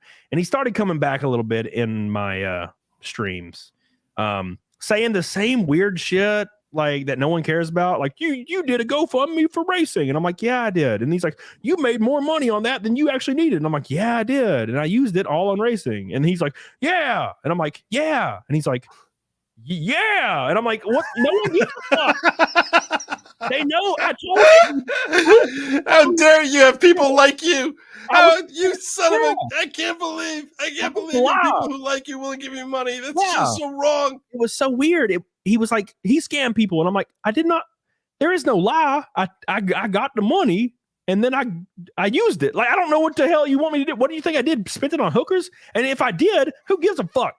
I mean, think about how miserable this guy must be in his real life. That's so what weird. It is. I think people who are miserable are get like angrier seeing people who are actually like happy with their existence. That's what. Yeah, that's ultimately what it boils down to. I think it all boils down to super chats. When they put super chats in, there's been a couple people here and there, but they'll join your streams and they'll see people super chatting. Dude, back in the day, it's not like it used to be. Back in the day, dude, there'd be people dropping $100 super chats like freaking candy. And I don't know why. I didn't deserve that shit. I still don't, and that pissed those people off so hard. It's true, guys. To destroy. Don't send him any $100. $50 super chats he deserves, but $100 definitely not. No, he doesn't deserve it. 50s he do. 50s I appreciate you. But yeah, dude, it's just. And he emailed me and said that. He's like, you don't deserve these super chats. You don't deserve this. And I'm like, okay. Well, I don't ask people to do that. I'm grateful. Like, because, but now that I'm demonetized on damn YouTube, it's brutal. It's brutal. But I'll never ask because that's not part of it. It's not about that life. It helps. I'm not going to lie and I'm not going to lie. It helps. Don't get me wrong. But I'm never going to ask people for that because I'm just a dude behind the camera. Samuel says, Joe, you don't understand. Those cops were like, get the hell out of our state. They did it with Southern hospitality. It's true. That is true. They demanded, like, get the hell out of here. Yeah, dude, I've had cops help me, but I've also had cops that are terrifying. Cars in Depth says, tell Joe that some Jews actually can fix cars. I built an LS9 at GM's Performance Build Center. Joe has no idea what that means, but you do. I do know. Yes, I do know. LS, I'm going to put an LS in my 24 car, probably. I have an SB2, but I don't know if I want to put a NASCAR Cup engine in a car that I'm going to make street legal, because that would be real uncomfortable to drive, because those things buck like a freaking bull. Mario Trujillo, sometime when Camelot really gets going, all I hear is banjo music. If you work customer service long enough, you've had to say, yes, officer, that crackhead passed out in front of the store. Yeah, dude, it happened all the time. I'd have, the craziest shit ever. I don't know if you ever worked retail, but I worked GameStop, 11 years. I'd be standing up behind the counter. An older man would come in, 50, 60. He'd come into the counter and he'd talk, and it was just pure liquor. And it's like 9 a.m. And it's just liquor, and he's just fucked up. I'm like, damn, man, you start early, don't you? How you do that shit? Man, I can't even fathom it. I have to wait until like 8 p.m. And I'm like, all right, I'll crack open something at 8 p.m. But I put a hard limit. because I don't want to pass out before then. Thank you, Mario, for the goal, boy. Ashley, yeah, it's awfully crazy. You ain't got a super chat, Ashley. I appreciate you. I love you. And also on locals, she said the same shit on locals too. Appreciate you. Yeah. Oh my God, Eric. So this guy right here in my chat, he races with me in my series, Eric. And he's like, you'll hear banjo music as soon as you cross into Franklin County, which is where we're racing out next week. And it is podunk as hell. Every time we go there, somebody gets in a fight because it's a tiny little track, like Bristol. It's a little track. And there's people taking their shirts off and they're like 500 pounds and they're fist fighting over like their 4-cylinder Civics that are beat up. They're like, I'll kill you, motherfucker. It's wild. It's freaking wild out there. It's funny. It's a fun place to go. I do like it. So you travel, how far do you travel to race? Last week it was Dominion Speedway in Woodford, Virginia, which doesn't exist apparently, Shanny. And this weekend it's Franklin, Virginia. So they have a back-to-back Virginia. And then we go back to North Carolina. No, we go to Montgomery, Alabama, which is real close. Thank God. Thank God. And I hate driving 16 hours, man.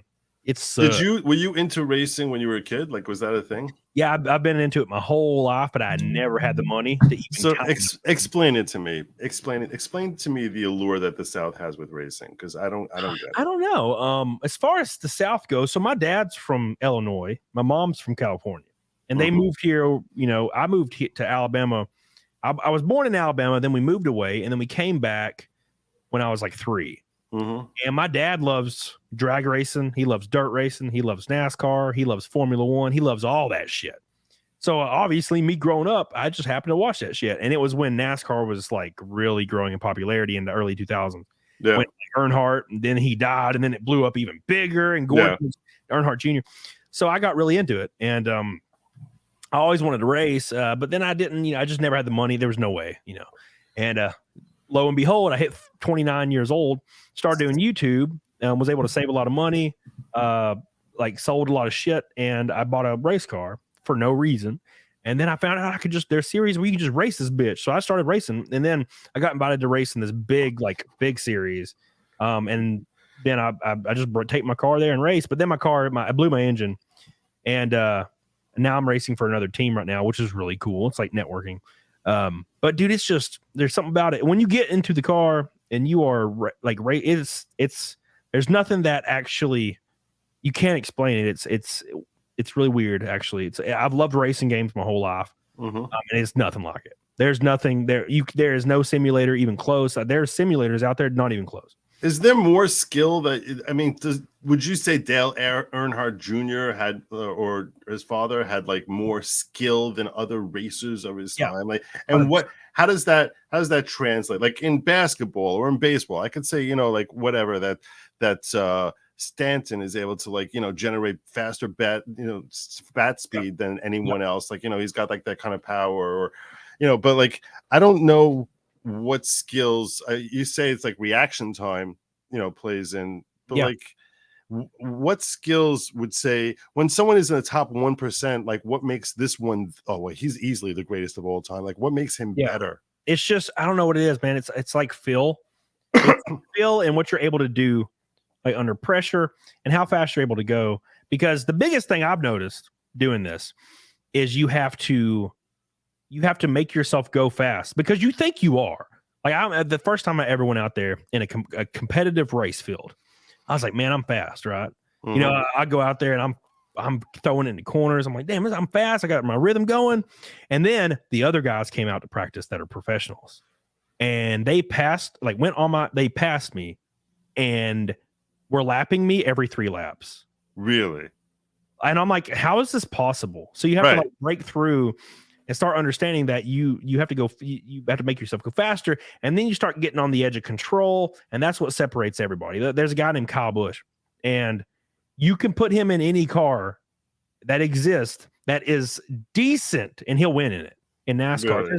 There's a lot of drivers that won't. They won't even get, you can put him in the fastest car in the field, they won't do shit.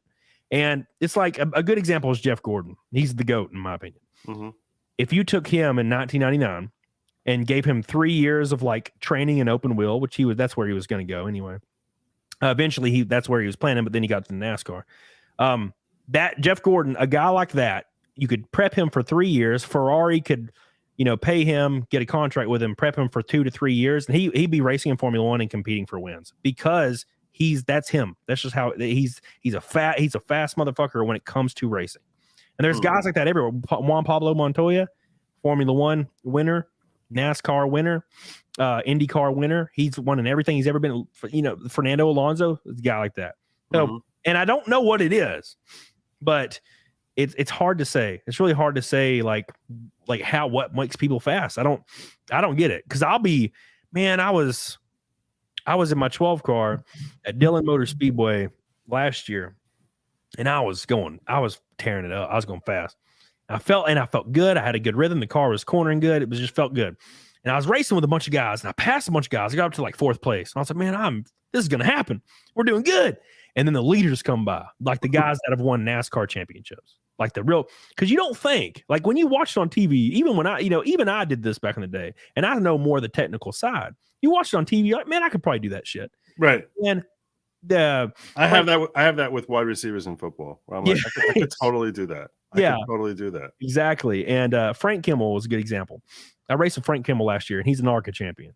He's an older guy. That sumbitch went by me like he was in a damn, like he was in a bullet train in Japan, and I was in a freaking golf cart. And I'm like, how? And we have, what I'm saying? But the thing is, if you took Frank Kimmel's goofy ass and you put him in my goofy 12 car that's not really set up, or that sumbitch would probably be competing in the top 3 with my goofy car. That's just how it is. And it's like, what? He's not afraid to push the gas that much harder? He just knows. He knows how the tires are going to grip. He knows where it's going to slip. He knows where the edge of control is. He knows where the right line is. He knows where the rhythm is, and he knows how to protect his tires. He just knows everything. He knows how the throttle response is. So our cars have a lot of power, and you're on these tiny tracks with 700 horsepower, 800 horsepower. When you come off a corner and you start giving the throttle, the tires just start spinning off the corner. So you're dancing off the corner. You're not like, so your car's doing like this off the corner, and you're trying to get it to hook up, and because your goal is to give it as much throttle as possible. And there's just guys that are better at that, and they'll do it through the whole corner. They'll do it all the way around the track. They're just not even kind of in control, but they're also in control. Right. That's what makes them so damn fast. Right. Because I want to be comfortable. Like, I don't want to be feeling out of shape and freaking out. It's scary. So it's hard to explain, and it will never really make sense until you got your ass in a car, and then you're like, oh, okay. Because there's people that do it. There are people I shit you not. I've seen people in the community that I'm in. They will spend $50,000 and get a chassis, get engines, get cars. They get this whole thing built up because they're going to go racing, and they go out for their first test, and they're going 90 miles an hour on a 170 mile an hour track. Right. And I went by one guy one time. We were and I was like, I went by this guy like he was going like 70 miles an hour, and I was going 160. And I'm like, and I go by him, and I'm like just practicing, and I'm 3 seconds off the track record, by the way. Right. And we get into the garage, and like this guy's like, yeah, this isn't for me. And he sold all his shit. He's like, yeah, I can't, there's no way in hell I can do this. And you think it sounds crazy, right? You're like, what the fuck? Just push the pedal down. What are you doing? Just hit the gas. Hit the gas. That's what it seems like. It's different when you're at Rockingham, for example, and you're going like 160 miles an hour into turn 1. It looks like, because the sensation of speed, it looks like you're going to go into that corner, like that oval corner, and you're going to fly straight off and go into space. That's how fast it feels like you're going. And these dudes will just go, they'll just go right in, and they just completely stick full throttle. Ain't no bullshit. You know what I'm saying? So there's people that are just better at it. And that's kind of what you're looking at when you look at NASCAR in the mid 2000s. So now that I can understand now I understand the lure a lot better. Because to me, like, okay, so in basketball, so I grew up when I grew up, like, Jordan was easily the greatest. Wasn't even close. It's like he was like playing a different sport. And part of it is it was obvious that he had vision of the court in ways that no one around him had. It's like he saw how a play was about to unfold, where people were about to cut. Like, he understood how things were about to develop, so that everything was like for him in slow motion. That it's like he knew before it was going to happen how different players on the court would react, and he would set up the play like that. And he was just and be able to set up the defender in ways that made him like impossible to stop. Yeah. And you can understand why he was the greatest just by watching him. And now you've actually helped me. We're like, you know what? I can understand watching it if you know what you're looking for and like how, when to add the throttle as opposed to dial it back, and in order to maintain control while still going way faster than everyone else. Yeah, and that's the biggest issue is these cars have a lot of power, and you're never fully on the throttle unless you're at a big track, and then aero plays a goal. But that's one of the frustrating things as I see, because I'm a fan of all motorsports, and I'll be watching NASCAR or some shit, and I'll see like Twitter, something will happen. It's Danica Patrick's a good example. She's a female, and she raced for years, and she finished 6th at Kansas, I think twice, which is insane for the time period. That's great. And they're like, oh, Danica Patrick's trash. And although compared to the rest of the field, or most of the guys there, you might be right, but she could hop in probably one of our Grand National Series cars in our series, and a fast car, and beat our ass, just destroy us. Mm-hmm. And it's because it's just different levels, man. There's just different levels of that. And there's women that do that shit. There's a girl in my series. Her name's Lauren Butler, and she beats my ass every race. Just beats, and I'm like, she's gone. And I'm like, how'd she do this shit? Like, now I'm starting to catch her though. Like, there's been a few races where I'm like holding on to her. I'm like, all right, cool, we got this. But then she's fast as fuck, and it's because it's just experience. It's what we call it in the sport. We call it seat time. And I was practicing last week, and the team owner was on the radio with me, and he's like, practice was over, practice was red flagged, and he was like, keep going. He's like, I want you to get seat time. Fuck him, keep going. And I saw him down there on pit road running down to tell them he's going to continue for a little while. Like, he's like, I'm saying, he's a good dude. So it's just the longer you're in those cars, and the more you want to push, and the more you want to get better. You can. And there are freaks of nature, though. There's freaks of nature that get in those cars and they light it up. But every guy that is out there that is really successful in motorsports, they've been doing it since they were 4 years old. Wow. They've been doing, and they've been in every iteration of motorsport. And then they're 29, like, and they know everything. So that's just how it is. Wookie be bad, by the way, with the orange boy. I can't believe he's orange boys. One Pablo Montoya, I remember when he hit the jet dryer. That was awesome. Let's get Fight Milk real quick. Let's count these. 1, Derek Kuda, Sean. 2, Sean. 3, Slaglus. 4, Lady Bethany. 5, Rakeda Law. 6, and Wookie be bad. 7 orange boys. No pinks or reds, but 7 orange boys. All right. We are over. Finally, a quarter of the way to Fight Milk. 220 till Naked Snake. Thank you so much, Wookie Be Bad. Thank you, Cars and Death. Mario Andretti is probably the GOAT based on the variety series in which he succeeded, including Indy and F1. Yeah, different time period, though. So the biggest thing to know about racing series from like the 70s and shit is if you were on a good team, you won. Like, really? Richard Petty's a great example of this. Like, that I always get frustrated with the Richard Petty thing, because they're like, he won 200 times. And I'm like, yeah. Also, he was the only driver in the field for a long period of time that had any corporate sponsorship. And he also had a team of people. It wasn't just Joe working at his garage building a car.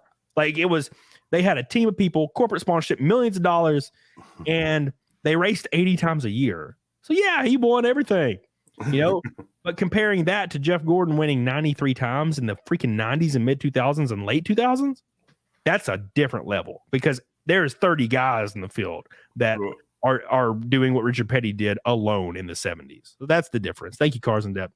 Love you. Appreciate you. Faceless! I just want to say thanks for helping me through a hard year. Your videos have been a great comfort. Well, I appreciate you, Faceless. I got a new one coming tomorrow. I love you. It's going to be great. It's going to be real spicy. Probably demonetized as well. All of them, I think, are demonetized. So everybody that super chats or becomes members helps out a lot, because the videos will probably not be demonetized. They're going to probably be no longer monetized. Just like what happened to It's a Gundam. Apparently, Gary from Nerdrotic from F&T told me that they sent a new wave, like a new apocalypse wave, and it's hitting everyone. And I'm like, what do you mean? What kind of wave? It's a demonetization. They're putting out like almost like a heftier monetization model, where if you show anything that could be deemed as troublesome on the old model immediately gets you demonetized on the new model. Wow. There's all these creators that are just losing. I know. So when I first started doing streams, the first year, every stream was demonetized, like every single one. Yeah, same. But then I hit when I covered trials.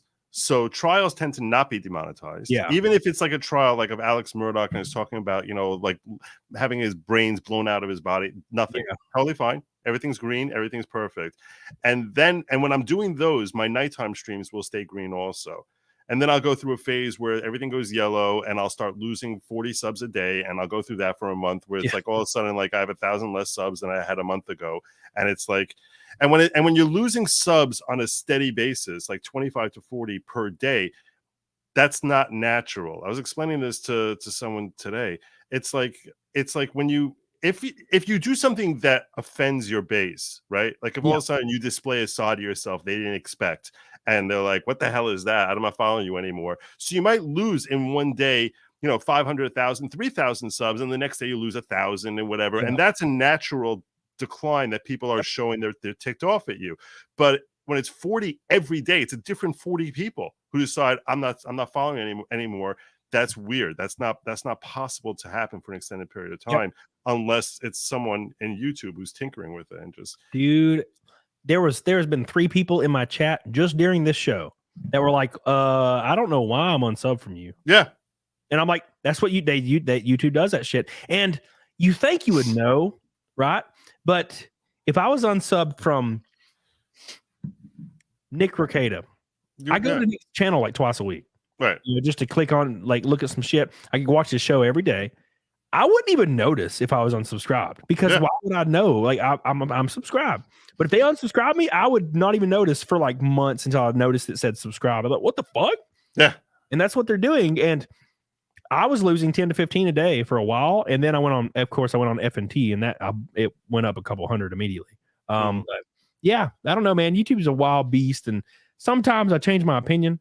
Like I think it was January, February, March, a little bit of April where it was just great. I was like, damn, this is crazy. We're just blowing up every freaking, and then now it's back to that period that I was used to for a year straight where it's just every video gets 0 recommendations. Everything's demonetized. Yeah. Even my streams are getting less recommendations. Everything's getting less recommendations. And Gary was like, don't do shorts anymore. That's what he told me the other day. Don't do shorts anymore, man. Why not? I don't know. He's just like, I honestly think they're bad. And now he has, I trust his opinion because he gets like a freaking 500,000 views per video and 15,000 people concurrent per stream. So yeah, he's doing great. But yeah, I try to do shorts because I'm like, well, if YouTube wants me to do it, I'll do it. You create original content for shorts, or you just clip your I clip the streams. Yeah, I think you need to make original content for shorts. Yeah, I don't even know what to do with shorts. Really, I just don't like them. I don't like them. I just don't like anything. I thought you kicked me off. Kicked you off what, JR? I see you, baby. What's up? Yeah, I don't know. I hate shorts. I don't like doing them. I just love long form content. It's my favorite thing. Yeah. It's all I watch. I don't watch shorts. I pull up Instagram Reels sometimes, and they just piss me off half the time because they're all fake bullshit. It's like half of the Reels are women in gyms claiming that they got harassed, and it's a fake video of them sitting there. Wait, those aren't real?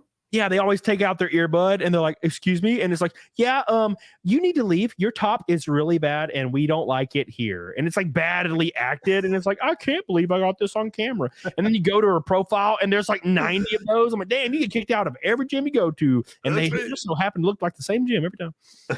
It's so stupid. And that's all of it. That's what you need to start making. So why don't you make shorts like that?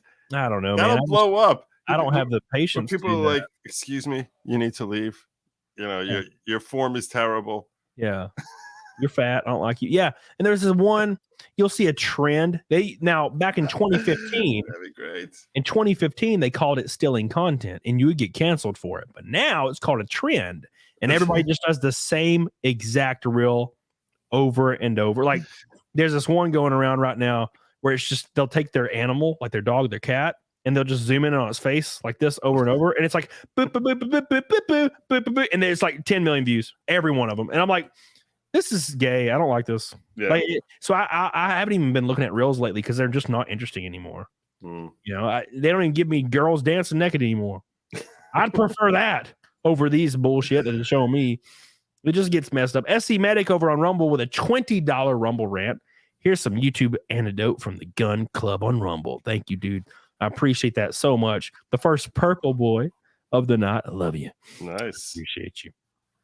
It's all good, JR. Does that count towards Fight Milk? The Rumble Yes, rants it does. Oh, okay. It does. It seemed it used to not, but I'm like, it's not very fair. It's not very fair to the Rumble peeps, and the Rumble peeps have been real good to me. So gotta keep going.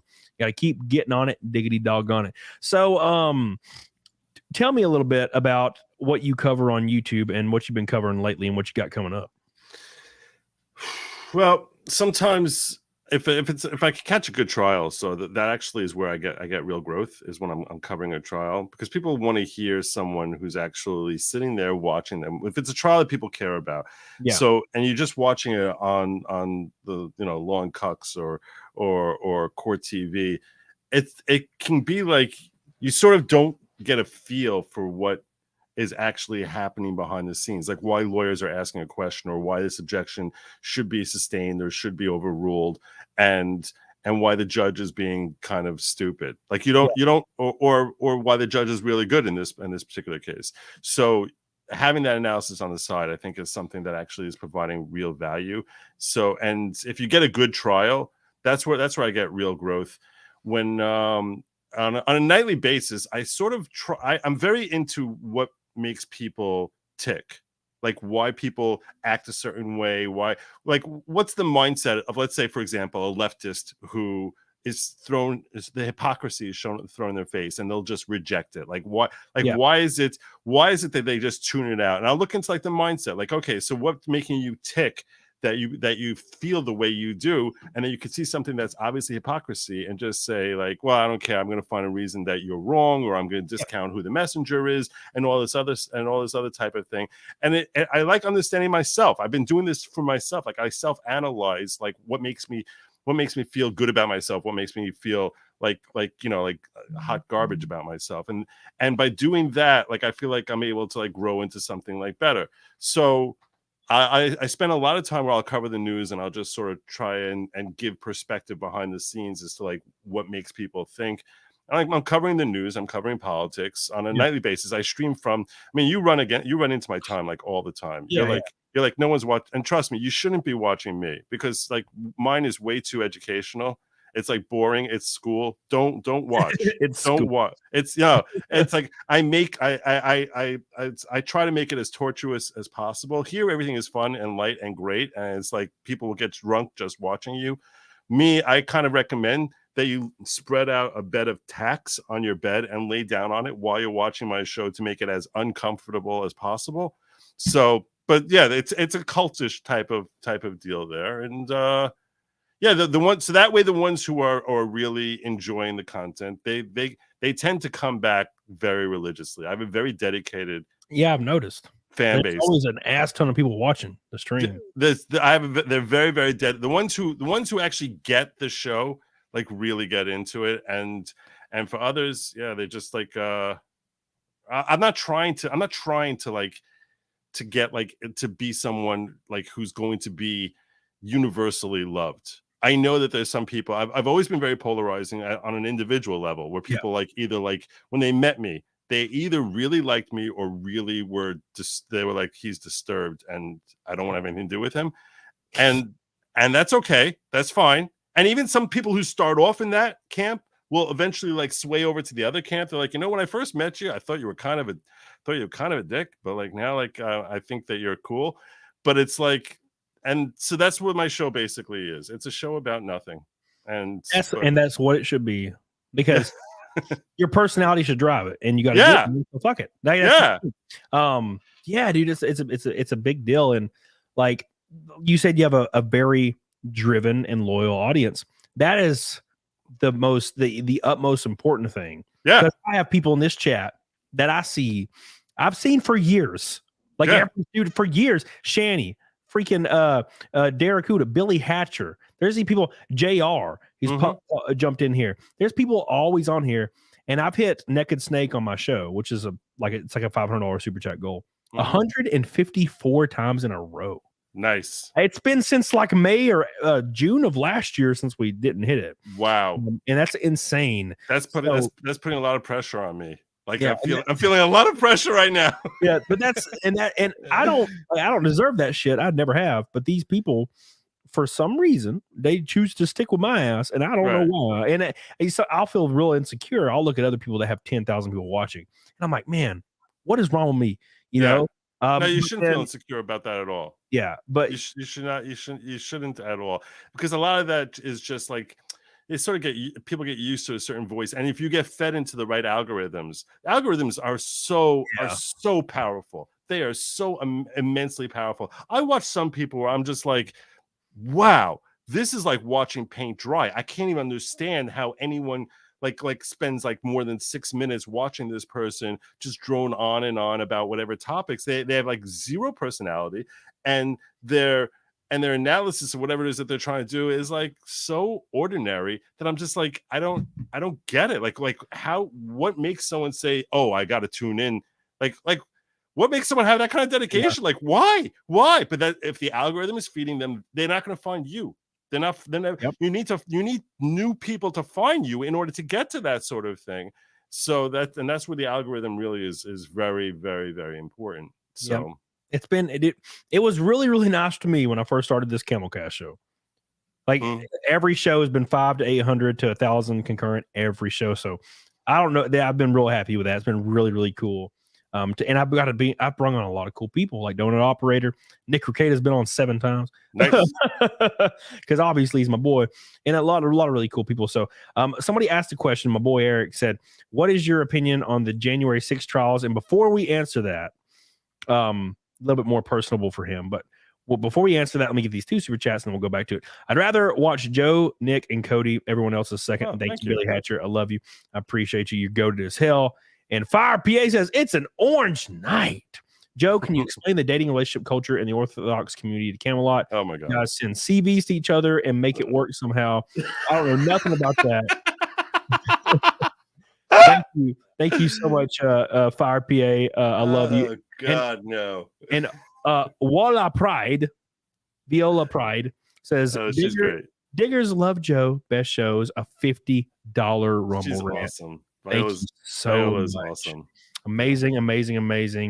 Evita, thank you, Fire PA. Evita says it's my favorite singer and my late father's doppelganger. Love you. Oh God, I love Evita. That's my favorite show, Broadway show of all time. Evita. Don't cry for me. Oh God, yeah, dude. The truth is, I never left you all through my wild years. God, I love it. I love that shit. I saw it like 5 times, man. Anyway, did you really? I've never seen it. God, it's so good. I remember Madonna, those commercials. Yeah, I've seen the last time I saw it. What was that girl's name? Her name was like Ruby. I can't remember her name now. Like Rory or some weird. She had a weird R name. Anyways, she was kick ass as Evita, and I was like, man, I wish I could be married to that lady. Because she's beautiful and great. Wait, what's the alimony situation there? Like in real life. And but I was like 24 at the time last time I saw that. But me and my ex-wife used to always go. And then like when she left, I was like, well, I don't do that and shit no more. But yeah, I loved it. Love Evita. Evita's great. Thank you, SC Medic. Fire PA. Appreciate you, dude. Oy vey, he says. Fire PA. So on the January 6th thing, that's like the most corrupt thing in the history of corruption. That is like I kind of feel the same way. It's so wrong. It is so wrong. Anyone who went into that building, which was a stupid move. Yeah. I mean, it was a stupid move going in there, but it's like the level of punishment and harassment that they're facing is just it's so incredibly wrong. And if you wonder how incredibly wrong it is, consider that the same thing happened in Tennessee a month ago and no one's arrested or anything like that. No. And it was far more violent. It was crazy. It was far more rambunctious. But it's like, no, this is the nation's capital. You know what? This every 4 years, people go in there and are complaining about the electoral outcome that they're not happy about. This is, and here's I mean, I don't want to get your stream crashing down. Like, You're good. Go for it. I'm just at the end of the day, to me, this is not about Trump. It's not about It's not about what happened in November 2020, which I personally have my own perspectives on, which is probably more aligned with the protesters than anyone else. But it should be to everyone about not just integrity, but the transparency of integrity. If you want to have a healthy country, you need to have that the public feels confidence that this has been done properly. And when you put up boards to keep people out, when you say that one political party can't be standing too close, but the other one could be right up close. When you do all these crazy shenanigans where you start trying to pass laws saying we don't really care about signature matches and dumps of ballots that come in when there's no one looking, and you do all sorts of crazy stuff after spending years saying that this guy is Hitler. So what you're basically saying is it's the proper, healthy, moral thing to be unfair here, and we're not going to let you watch. So it makes me say either you've been lying and you've been knowingly lying that you don't think he's that bad, or you don't think that. I mean, everyone always asks the question, "Oh, if you kill Hitler when he was a baby, would you do it?" And everyone's like, "Oh yeah, I would do it. I would do it." Which I don't know. I mean, that's a funny question in general because like. Would you really? Yeah. Would you really? I mean, imagine going over to some baby. No, he's Hitler, but like everyone would be like, "Who's the Hitler?" Like they wouldn't know that it means anything. But putting that aside, the point is, if you think he's that terrible a human being, and you're not doing anything in your power to keep him from being in power, then you're a terrible human being. So they should be trying to do things illicitly, and then they set up scenarios to make it really easy to do things illicitly, and they want the half of the country that lost to basically say like, oh yeah, everything here is totally fine, everything's totally fine. So that's why my point about all this is it's not a matter of were things proper or improper. It's that you need to have a situation where there's complete transparency, and that's the only way if we're ever going to get back to functioning the way we're supposed to be functioning. That needs to be not just integrity, but transparency, that things are integrity, so that people have a reason to really believe in this system. So I felt that's what the whole January 6th thing was about. It's that things felt completely shady, and you shouldn't have half the country feel that everything went down in a shady way. And then when people question it, we're going to silence you and throw you in prison for questioning it. And that look, if someone was violent, someone hurt like a cop or something like that, go after them. Go punish them. That's wrong. That's not what you're supposed to be doing. But if someone is saying, hey, I want to know that my country actually is going to operate the way that we've all been promised and been led to believe our entire lives that it's going to operate, and it doesn't feel like it is, that should be something that is taken seriously and treated as if like, you know what, that's a fair point, rather than, oh, we're going to silence you and throw you in prison. Yeah.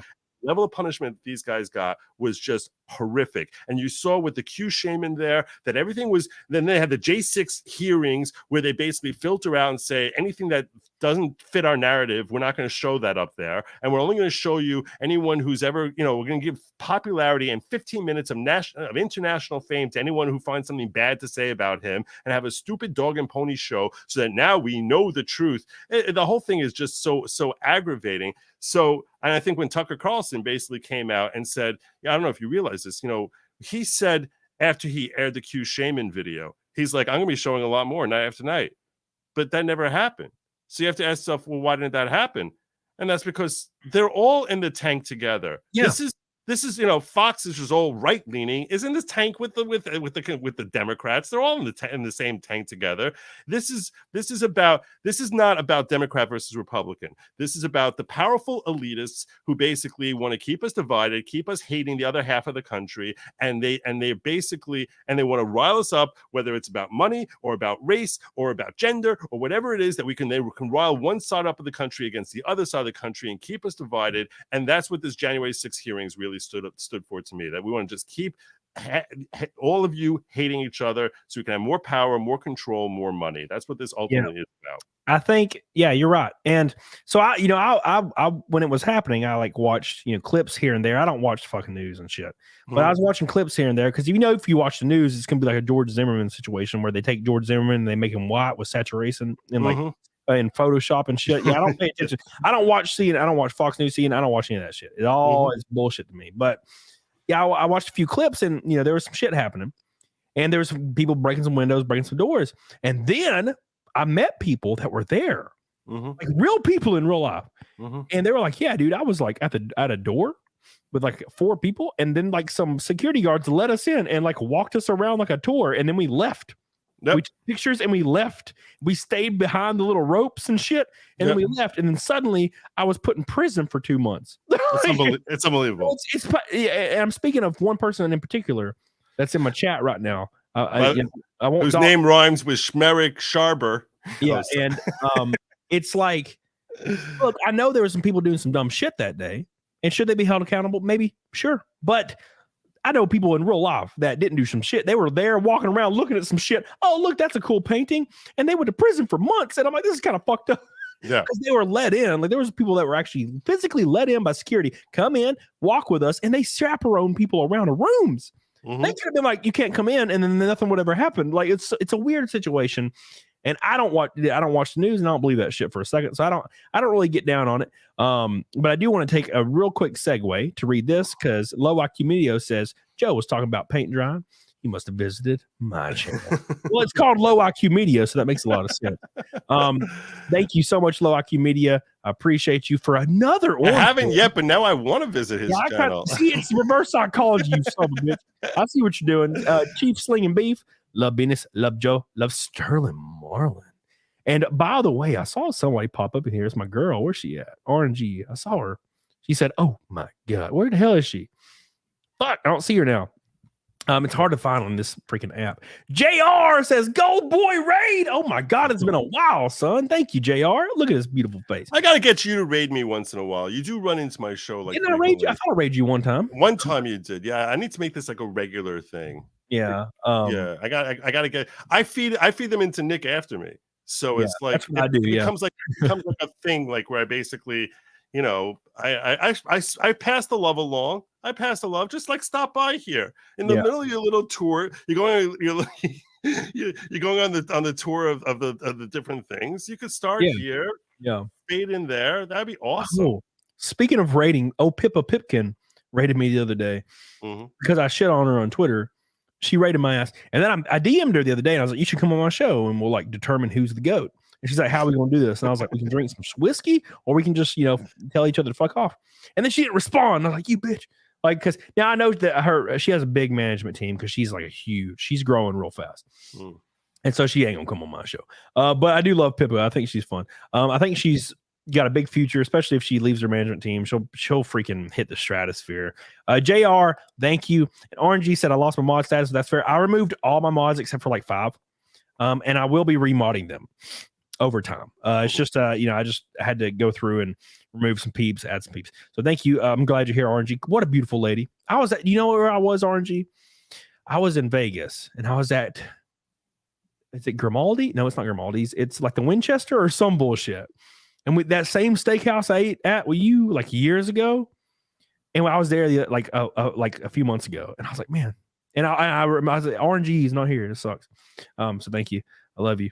I appreciate you. Grifty, 2 of my favorite creators. I'm late, getting caught up on Chipmunk Boy speed. Wanted to make sure I helped Fight Milk. P.S. Joe, put in a good word, please. Put in a good word for what? Oh, for you to come on my show, Grifty? Is that what you're asking? You bitch. See, his name's Grifty for a reason. Bring me on, bro. Bring me on. Oh, look at JR. Come on, fam. Let's get the Gold Boy raid going. I love you, JR. I appreciate you so much, dude. I had what's it called? I had Grifty on my show one time when I was talking about Steven Crowder, and he was like, I don't know where you fall on the whole Steven Crowder. Oh, yeah, that's a good thing we could talk about. Now, look, again, when it comes, I need to preface this with some shit because people always just assume shit. I'm not a conservative nor liberal. I fall in a weird ass place that's more like in the center, slightly lean right. I'm pretty socially liberal, but it's getting a little weird nowadays with the children being, you know, so but I don't really, you know, I don't focus on it too much. I just don't want to pay taxes anymore. That's pretty much where I stand. I would like to pay 0 taxes. But yeah, that's a great thing to bring up is the Crowder situation because he's going through some shit with his ex-wife, and once he released some shit, there was a video release where he's like yelling at her ass. And me and Boogie 2988 talked about this. He said he recognizes patterns of manipulation with Steven Crowder, and that makes a lot of sense. But also, there could be a situation like the Johnny Depp situation, where she intentionally pissed off Johnny Depp, and he was drunk as fuck, and he was slamming shit, and she filmed him doing it. Right. try to entrap him. So like, where are we with that? You know? So that the video that everyone saw was manipulated. What I'm saying is it was definitely, there was, first of all, those things only stay up for 60 days. So they knew it happened, and they basically they got it, and you can see that there's a time jump. There's a time thing running in the corner, and there's a jump of 40 seconds here or there. Oh. So do I think it's possible that she knew she had one foot out the door, and that she was controlling herself to make herself seem far more reasonable than perhaps she was the rest of the time? Definitely. That she was trying to manipulate the situation, and she made him look terrible. And he looks terrible. I mean, there's no excusing it. It's brutal. Yeah.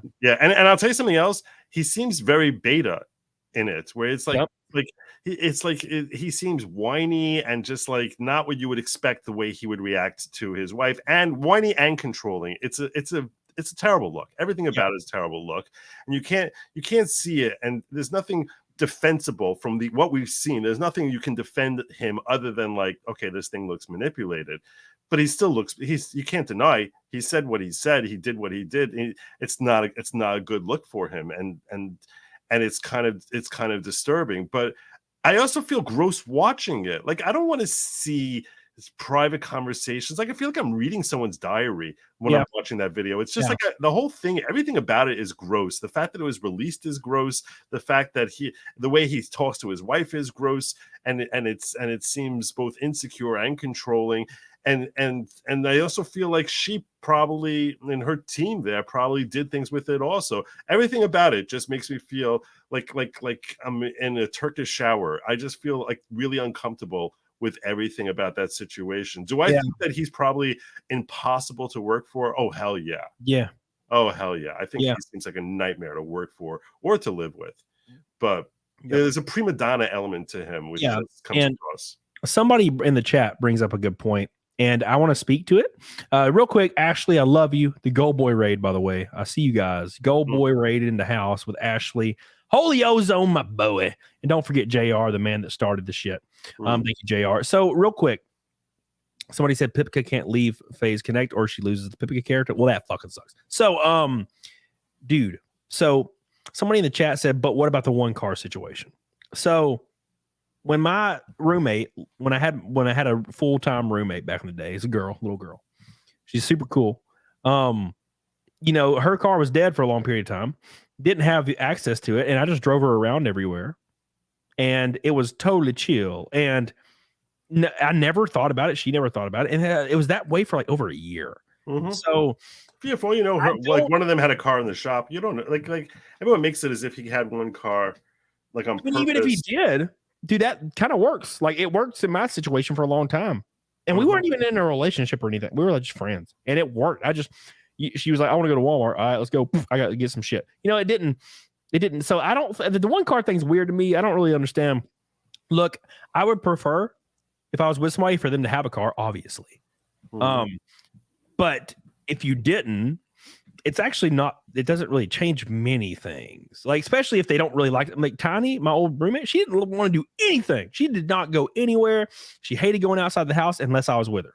So like, so that could be that situation, unless he was forcing her to never, like, you're not allowed to have a car. Fuck you. That's different. No, but I mean, having one car, it seems, calm down.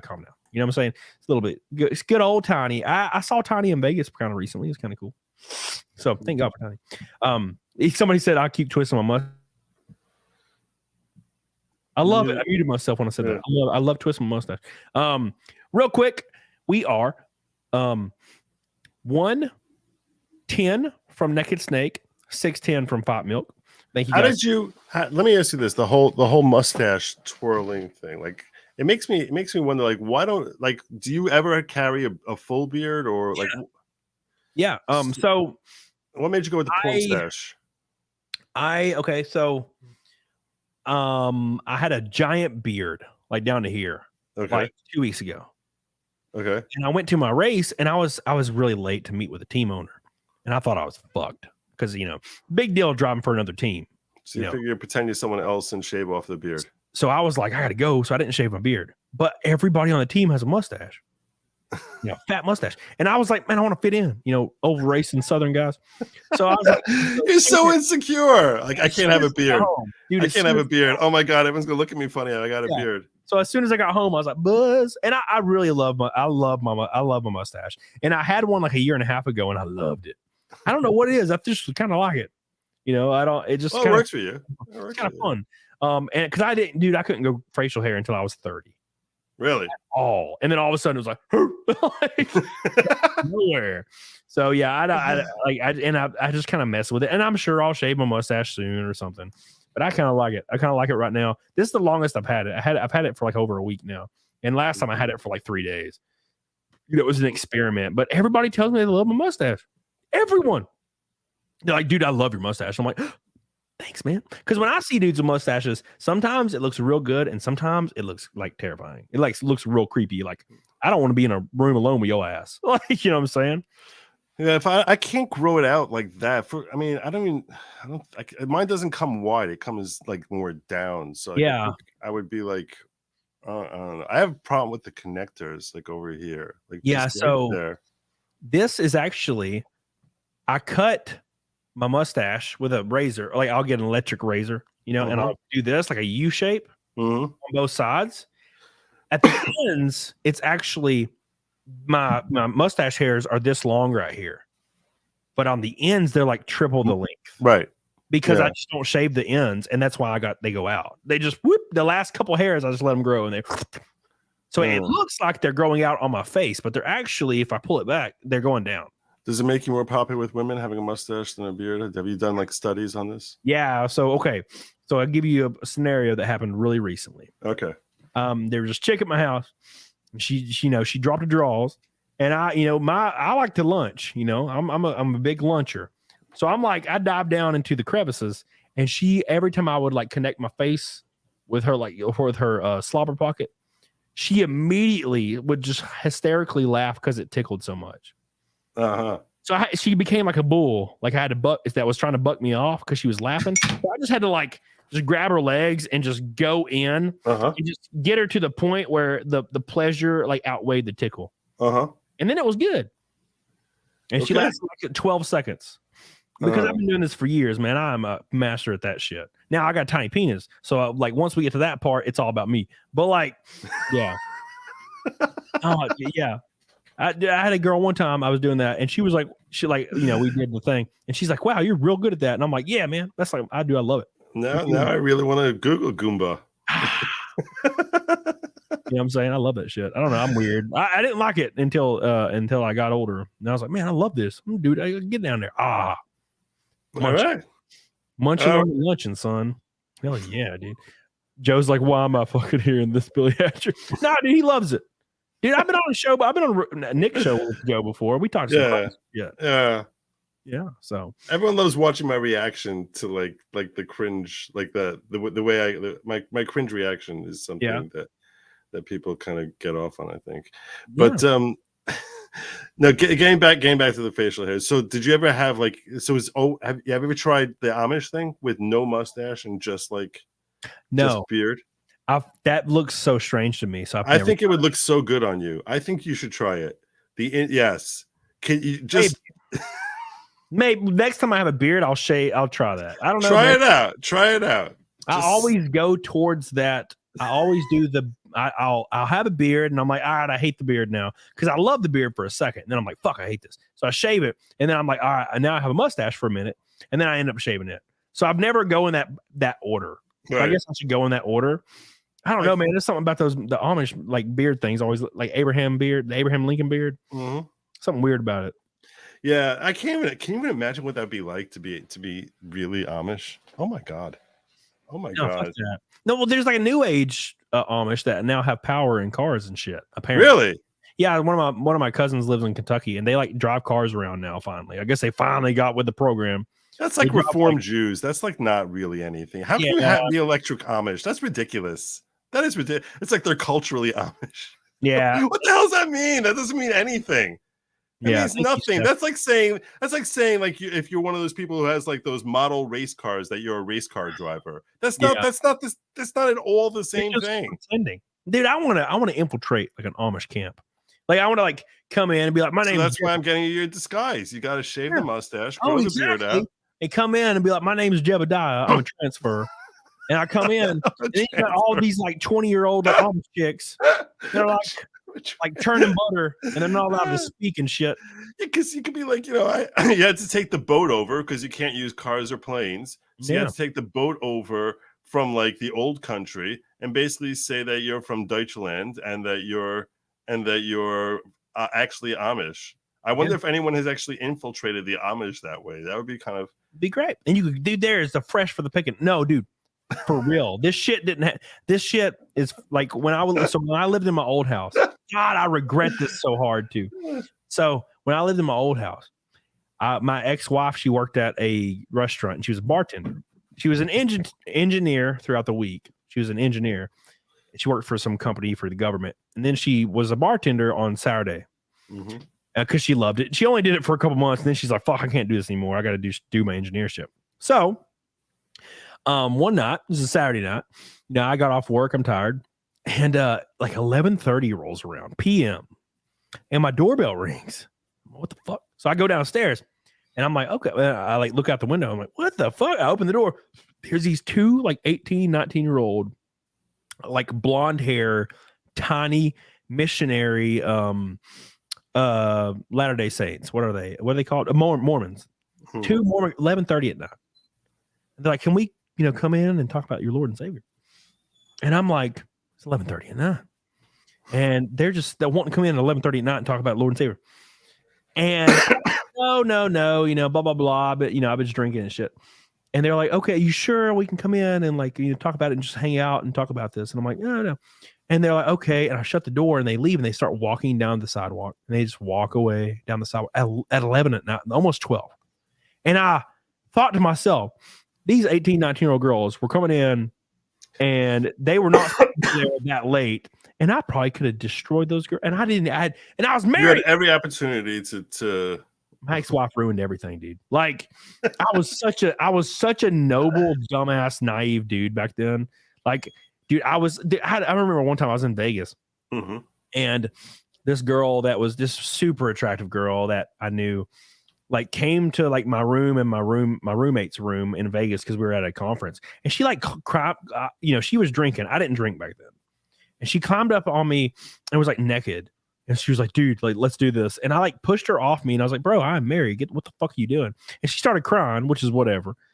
And come to think of it, now retroactively, retroactively, when if you knew how everything was going to play out. I missed out on the story of a lifetime that no one would ever believe. Like, you know what I'm saying? Like, yeah, you know what? When I was like 24, like some missionaries came to my house and like I duked them at like midnight out of nowhere and then they left. Like, could you imagine that story being real? And I lost. That'll never happen again. Yeah, that's not gonna. That was maybe they weren't really missionaries. It was the Mormon God. Wow. Bestowing upon me some fresh slobber pockets that I did not take. God, wow, I'm so frustrated. Wow. So these are the regrets that you look back on in your life. Yeah. So I think about that shit daily. Do you? Yeah, Are there any other instances of like things of like deep regret that you have? I mean, a lot of people have like deep regret that they didn't spend more time with their children, or like but like these are the regrets that you have are that you basically had opportunities wasted. Yeah. And like I think about it, yeah. Well, now I get those moments. You ever get those weird memories that pop into your head like randomly and they make you cringe? You're like, oh fuck, I hate that. I can't believe I did that. You know what I'm saying? Like, I have that shit all the time. Oh yeah, no, I had one time I was on someone's podcast and he started talking about two Mormon girls showed up at 11 o'clock at night, and it was like the freakiest thing in the world.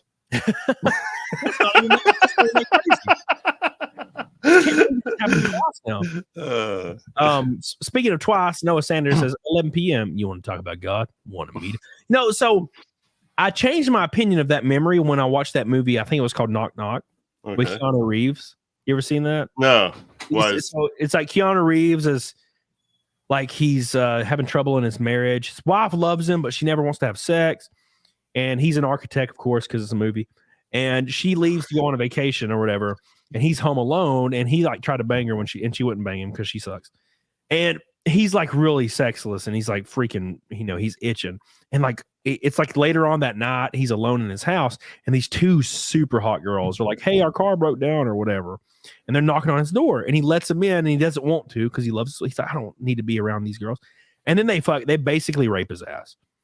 They do everything they can to make him like want to have sex with him. And they of course break him and he just dukes their asses. And then they like tie him up and they're going to act like they're going to kill him. And their whole point was to expose him for cheating on his wife. And that's kind of what I think about. Like, what if those girls would have came in and like tried to kill me? And that was the whole point. And I like survived. Well, maybe it was a test from your wife.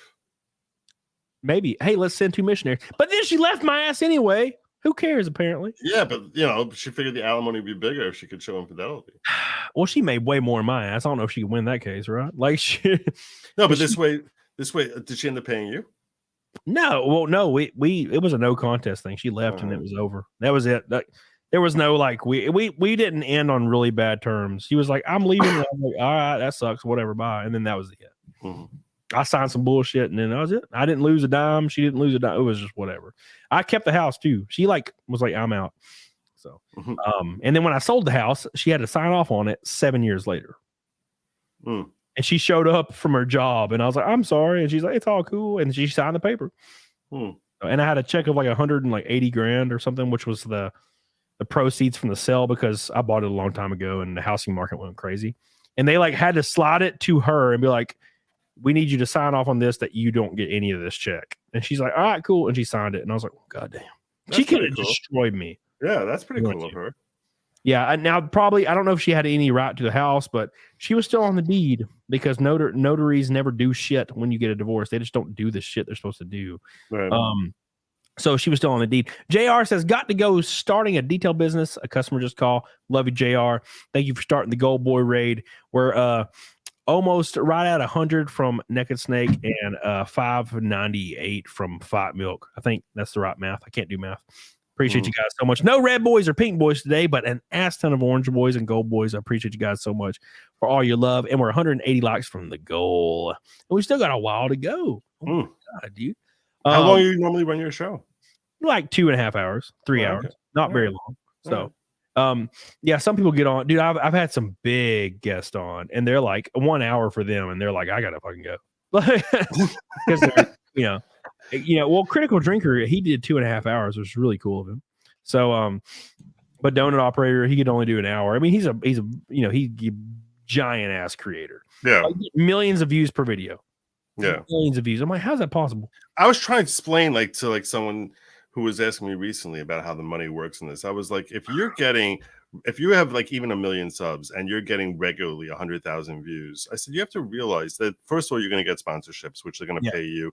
That would you basically end up making on every video like $1,000, and you can be dropping a couple a day, 2-3 a day, and that's basically what your income is. And that's those are low numbers that I'm talking about there. When you become like the quartering size, it's like money just like rains from your vids. It's unbelievable. It really is. And they got to fight to earn it. I have mad respect for anything. I'm not saying that begrudgingly at all. I'm saying that's why that becomes the goal of having big subscriber numbers, is because you know that you have it made once you get that. Yeah, and the issue is a lot of people don't realize is, if you are, let's say you're a large creator, you're putting out a video a day, maybe a couple videos a week, and you're getting 100 to 200,000 views on them, that's only like $300. And because people see that shit and they're like, man, you're like a millionaire. And it's like, no, like you're not. Because I was that guy. Before the YouTube changed their algorithm, I was getting 100K views every single video when I first started. Wow. What's the most views you got on a video, on any one video? I think 2.4 million maybe. Yeah. You see? And that video only made I think like $4,000 after ad revenue, which is a lot, but that's like once every 3 years. It's not really long. So ad revenue is not the way. And when YouTube changed and added things like super chats and memberships, it made it to where smaller creators can actually do this. You know what I'm saying? Because you can't, when it was ad revenue, like there's no way in hell. Absolutely no way in hell. Because I make like nothing. I make like $800, and now I'm demonetized. So fucked now. So it's all down to, memberships and super chats now for the shows. And that's what keeps it going. And it does. I mean, these people support insanely. And Rumble is starting to take off. Rumble, almost every stream, Rumble competes with YouTube now. And that's insane to me. But they make it so hard to super chat. I was talking about this a week ago or so. That they make it, you can't super chat from your phone. You can't, Rumble ran from your phone, which is asinine. Yeah. So it's like they make it like so impossibly hard. That's why when I see a Rumble rant, like I'm like, wow, you must really love this show that you went to the effort of I had to go in there and you have to put in all your information and deal with that. It's like, it's really a pain in the neck. Over here with super chats on YouTube, it's like this alluring goddess that's just like that button is just flashing in front of them. Be like, come on, this is a great comment. This comment has to be seen. Someone's got to. So just click that button. Click the super chat button. And Rumble Rant, they're like, you don't want to press that. You don't want that. You don't want to. Why would you want to send them money? Are you out of your mind? That's actual money you're sending them. You're stupid. Don't send. And it's like, and you're just like, come on, just work with me. We both make money off of this. No. Yeah, it is weird. Like I tried to. I remember I was watching, I think, Nick's show, and I was trying to send him a Rumble rant, and it didn't go through 5 times, and I'm like, God damn! I'm not surprised. They're like, are you really sure? Are you really sure you want to send that? Yeah. Are you really sure? Dude, just take their money. Take it. Yeah. Old Bear Lamb with a Jewish joke says, "What's it like being a rabbi who does circumcisions? The pay is awful, but you get to keep all the tips." Nice. My God. Flux says, "What's up, Flux Beach? I feel like you need a monocle and a top hat with that stat. So classy." Thank you. I appreciate you so much, Flux, for another. These Gold Boys are crazy tonight. Thank you. Coming in with, I think it's 60 from Neck and Snake. I can't do the math, man. Spiritual Healer says, but you get less money on Rumble because Google gets a percentage. Exactly. And that's kind of why they're reluctant to actually add it to Rumble. Because they don't want to give anybody any money. And I get it. But I do hope they figure it out eventually, because that will help creators a lot, because 80% of people estimated watch from their phone. Yeah. 80%. And I watch from my phone. Do you ever sit by a computer watching? No. And the thing is, actually, ever since they updated the Rumble app, which was recently, it's great now. It was shit for a while, but it's good now. Yeah, it's normal. It feels like normal. And my viewership on streams went from 100 concurrent to 600. Really? Now they fluctuate, obviously, but they've went up a lot because people are watching. That you're letting in 80% of people when you let these people in. So that's just how it works. And I hope they can. And as you pointed out, you need to have chat going on there. That's a major feature of what the whole show is about. And if you don't have that on Rumble, if you don't really have that on Rumble, because they used to block the screen when you wanted to chat, it's like thank God. They finally fixed that too. Now you can chat on Rumble on phone now. Oh, that's awesome. They fixed a lot of it. And thank you, Flux, again. I love you, baby. Beautiful, beautiful baby. And the first one, finally, it's got to be Billy Hatcher. It's the first one of the night. It's the first big boy. It's Billy Hatcher. Holy shit. Thank you so much. I love you, dude. You're goated as hell. You're the man of the hour, the top diggity dog. And I'm going to give you one of these as well in honor of Shanny. Thank you so much, Billy Hatcher. I love you, and I appreciate you. Get the hell on it, doggone it. And Fellwind over on Rumble said it's about the same number of clicks on the web if you save payment info as YouTube, at least for me. Also, more for Naked Snake and Fight Milk. Thank you, Fellwind. I love you. Dude, freaking Rumble's competing tonight. They're competing with YouTube. I appreciate you so much, dude. And Billy Hatcher, you're goated, and we're one red away from the rainbow. Taste the rainbow. Touch the rainbow. Thank you. I appreciate that. But yeah, dude, Rumble made a lot of gains, and I hope they continue. Now the issue is, if YouTube improves, which I don't really foresee, but sometimes it does, you'll get a 3 or 4 month period where YouTube starts making the correct decisions, almost like the creators, and then it goes all to hell again, straight towards corporatism immediately. Yeah. So if they do that, though, if it's the weird thing to me, it's almost like Rumble and YouTube have this agreement. It's because YouTube at any moment could be like, Like they could just make the platform better, turn on ads, make it more laid back, stop being crazy, stop promoting worthless content, start promoting good content, fix the algorithm where it promotes people that have high views on the videos. If you have high stream views, promote videos. If you have high video views, promote streams. There's a guy I know in real life, and his videos get 200,000 views per video. Great content. But he streams like once or twice a week, gets like 90 viewers. How is that possible? That isn't possible. He has like 250,000 subs. That is not possible mathematically. Who is that? It's a guy that does NASCAR content. His name's Stapleton. And he's like, I'm like, how is there not more people watching this stream? It's because YouTube doesn't push it, because they're like, oh, it's not part of their algorithm for him streaming, and it should be. So that doesn't make any sense to me. And there's a few creators that can do that, but it's weird. It's weird. It's like more people should be watching this. So they could fix that overnight, and that YouTube, they could be like, oh, you know what? Actually, conservatives are welcome. Like, because you know how it is. Like, look, I don't really belong to any political party, but I know I'm not a blind. Conservatives are easily silenced on YouTube. I'm not dumb. No. Like, and that's because most corporations, they go with the socially liberal viewpoints. They always have. Like, look at, Bud Light, all of them are going to do it because they're looking for those clout points in marketing. I get it. And YouTube does the same shit, because if they're making it safe for advertisers, they have to make it safe for these people that run these ad campaigns and marketing campaigns to appeal to whatever demographic they're trying to appeal to. And usually it's for clout and outrage farming. If YouTube did that tomorrow, it would be over. But they won't do it. So, well, there's also like the government makes it encourages it. Like this, they have, you know what ESG is? Yeah. The social, environment, social, yeah. Which and what is really social? What does social even mean? I mean, you could take in any one of like 10 different ways. You could say that it's like, you're performing, it's social. If someone is performing old school family values, that's considered social. But no, that's not. That for some reason that's not, because the government specifically is pushing that leftist agenda, and that's why. So now they're all motivated to talk about DEI and all this other stuff, and that's all these corporations recognize that they get grants and funding and loans and all this. You're literally financially incentivized to punish conservative perspective. Dude, that's a great point you bring up, because the vast majority of people have no idea what ESG is.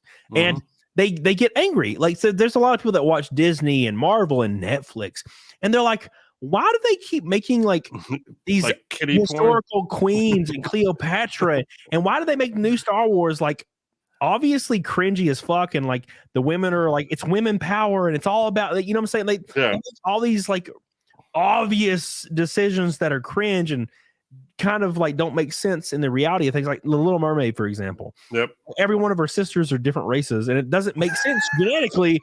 But like, I didn't know that. Yeah, is that really true? All of them are completely They got different. like a rainbow. They got like the Indian, the Asian, the black. Technically, they represent different seas, but I'm like, all right, but we got to explain the genetics, because kids aren't stupid. And the reason they do this, people think they do it because they're trying to piss you off, or they do it because they're trying to appeal to like some kind of political, or maybe the writers want to voice their political opinions. No, it's because they get government grants and grants from banks based on how much diversity they put in ads in movies. So they don't really care about how much the movie actually makes, because you think about it, like, oh wow, another movie bombed, another Marvel movie bombed, another Disney. Why do they keep doing this? Eventually they'll learn. Right. No, they're getting their money on the front end from their ESG score, from putting random bullshit in the movie to appeal to masses. Why do you think The Last of Us had a graphically gay sex scene between two bearded men? Why do you think that happened? It's because they're trying to appeal to that. There was an insert scene. I don't need to see that. Like, look, I've seen it. Like, I don't even like it when it's like, straight people. I'm like, that make it kind of sexy. They kiss a little. Maybe I see some titties, but you don't have to show me the insert scene. That's creepy. Like with the like breathing and I don't need that. It's weird. And that's what they did with Last of Us. And they do every other episode of Last of Us was like something about gay. And I'm like this is there's zombies. Why are we talking about gay? Who cares? Is it really Last of Us about zombies? Yeah, like you're thinking like, where's the zombies? And it's like, I'm having so much trouble talking about my, people are disenfranchised me because I'm gay. I'm like, no one gives a fuck. We're trying to not die right now. It's like a whole show about that. So if you're wondering why you're watching a zombie movie, and all of a sudden you have an interracial zombie regular human scene there, where they're basically all of a sudden just getting down and getting lateral, Man. it's because of ESG is basically like, no, we want to see the humans mating with zombies. Yeah, and a great point. I'll bring this point. So a black human with an Asian zombie. I had this girl come over the other day, and I was doing a show, so I came downstairs after my show, and she was watching Netflix, and it was like one of these random Netflix shows where it's like based on some queen from like the 1700s, but for some reason she's black as hell. Right, because it's Netflix, right? And she's like yelling at the prince who's going to be king. She's like, you don't pay attention to me and blah, blah, blah. And you can't, women are so ostracized and I'm not allowed to do nothing and women need more power. And I'm like, no one would ever say that. But she is literally pampered and lives in a palace and can do anything she wants, but she's angry because, she's a woman. Fuck off. Queens and princesses back then reveled. You go queen. That's what you're watching that. You go queen. You think there was ever a queen or princess that complained that they were women? No, they were like, fuck you peasants. I'm a god. They didn't give a fuck. Like, so she's having this conversation and then she storms off from the prince. And I'm like, whatever, who cares? And I'm just drinking I'm just talking to her kind of and drinking some Monster. And the next scene is these two like guys in like their weird ass, 1700 garb, prince garbs. And they run off from their like some weird coronation. And it's two guys. And they like run off to a room and they just start having gross graphic gay sex. Like they're jacking each other off and like moaning and like start like fucking each other. And they're just like, oh, fuck it. Oh, fuck. And I'm just like, what? Why is this in the show? You could literally say, like, have them embrace each other and then it fades off and goes to the next scene, but they're just brutally fucking each other. And I'm just like, oh, like who wants to watch this? No one wants to watch this. Like, well, you do. Why are you watching this? This never comes into my feed. I don't know. It was a girl. Yeah, it was a girl watching it. I wasn't fucking involved. And even when I watched movies back in the day, because sex doesn't really happen. When I was watching Game of Thrones, and like there was like I remember there would be another sex scene between some Baratheon guy and this guy, and they're like, it's like kind of gross, and it's a straight sex scene, it's a woman and a man, and he's just throttling her, and I'm just like, oh, all right, can we move on? I don't want to fight. I don't care. But they're like, you hate gay people. I'm like, no, I want to see people battling and scheming. I don't really care to watch somebody get brutally banged for like 5 minutes. I don't care. Like, I have porn for that. I don't need Spartacus. Like, I got porn. Speaking of porn, Twisted Tragedy. I got an email from Rumble the other day saying they're going to be adding Rumble rants to apps. Hell yeah. Thank you, Twisted Tragedy. Glad to hear it. Is that Shaolin Wanderer Gaming in this bitch? What is that? There's a lot of old timies showing up. RNG. Nice. Thank you guys so much. I love you. Speaking of loving you, we are 10 away from Fight Milk, 10 away from Naked Snake, 5:10 from Fight Milk. We got about 25 minutes left, 5:10 away, and Joe's going to do it with me if we hit Fight Milk tonight. A new guest. I will. Fight Milk. So I'm looking forward to it. I'm looking for an excuse to throw raw eggs into my milk and just down that sucker. Yeah. A couple Red Boys, and we're there, bitches. All it takes a couple of them bitches. Thank you, Eric. I appreciate you for saying this has been a good show. It's been a lot of fun. I'm always worried, like when it's a new guy. Yeah, you're always worried, like, oh man, I hope Joe's easy to talk to. Sometimes you'll get guests on and they're hard to talk to. Oh my god, they'll just stop talking. God. You're like, it's the biggest fear in the world. I do the same thing. Like I'll have a 2-hour stream, and every once in a while I'll be like, do I want to have? What am I going to talk about with them? What am I going to cover with them? And it's like when you could just like sort of like ease in, and it's just like boom, just throw a topic, and it's gonna go. Yeah, it's such a relief. And the first 15 minutes, you always like you never know, you never really know. But this was from the word go. It's like I thought your top was going to be off like an hour and a half ago. I was like, I thought we were going to see the whole woo woo woo. Yeah, that happens kind of at the end, and unless it's like a big stream. When I was on Nick's stream, then I was already kind of drunk. Right. I drank like 3 White Claws, and then I jumped on Nick's stream, and I was like, "Let's go, motherfuckers!" And they always get so mad because, like, they're like, "I came here to watch a lawyer, and you're talking about sex," and I'm like, "It's the Friday show." Yeah. And I've been the co-host of the Friday show for like 4 months now. Yeah, And I talk about you're that. using the term lawyer there really loosely, so you know. Aussie says, "How much do we need?" 5'10", Aussie. Hey, what's up, baby? By the way, Aussie got rated an 8 last night. Let's talk about that for 2 seconds, real quick. So there's this girl, this hot girl named Lauren De Laguna on the show with me and Nick last night. And she was like, Nick was like, "Hey, can you rate us from a scale 1 to 10 on physical attraction?" And I had my shirt off, my muscles be bulging. I got a damn Monopoly mustache. I got I had my aviators on and shit. You know? I was feeling good. She rates Aussie, you know, average looking dude. He's a cool dude. Look, I'm gonna be brutally honest, Aussie. You're average looking. Damn it, you don't fuck with me. He's like, "How much super chat you need?" And I call him average. This is how I work. I don't want the super chats apparently.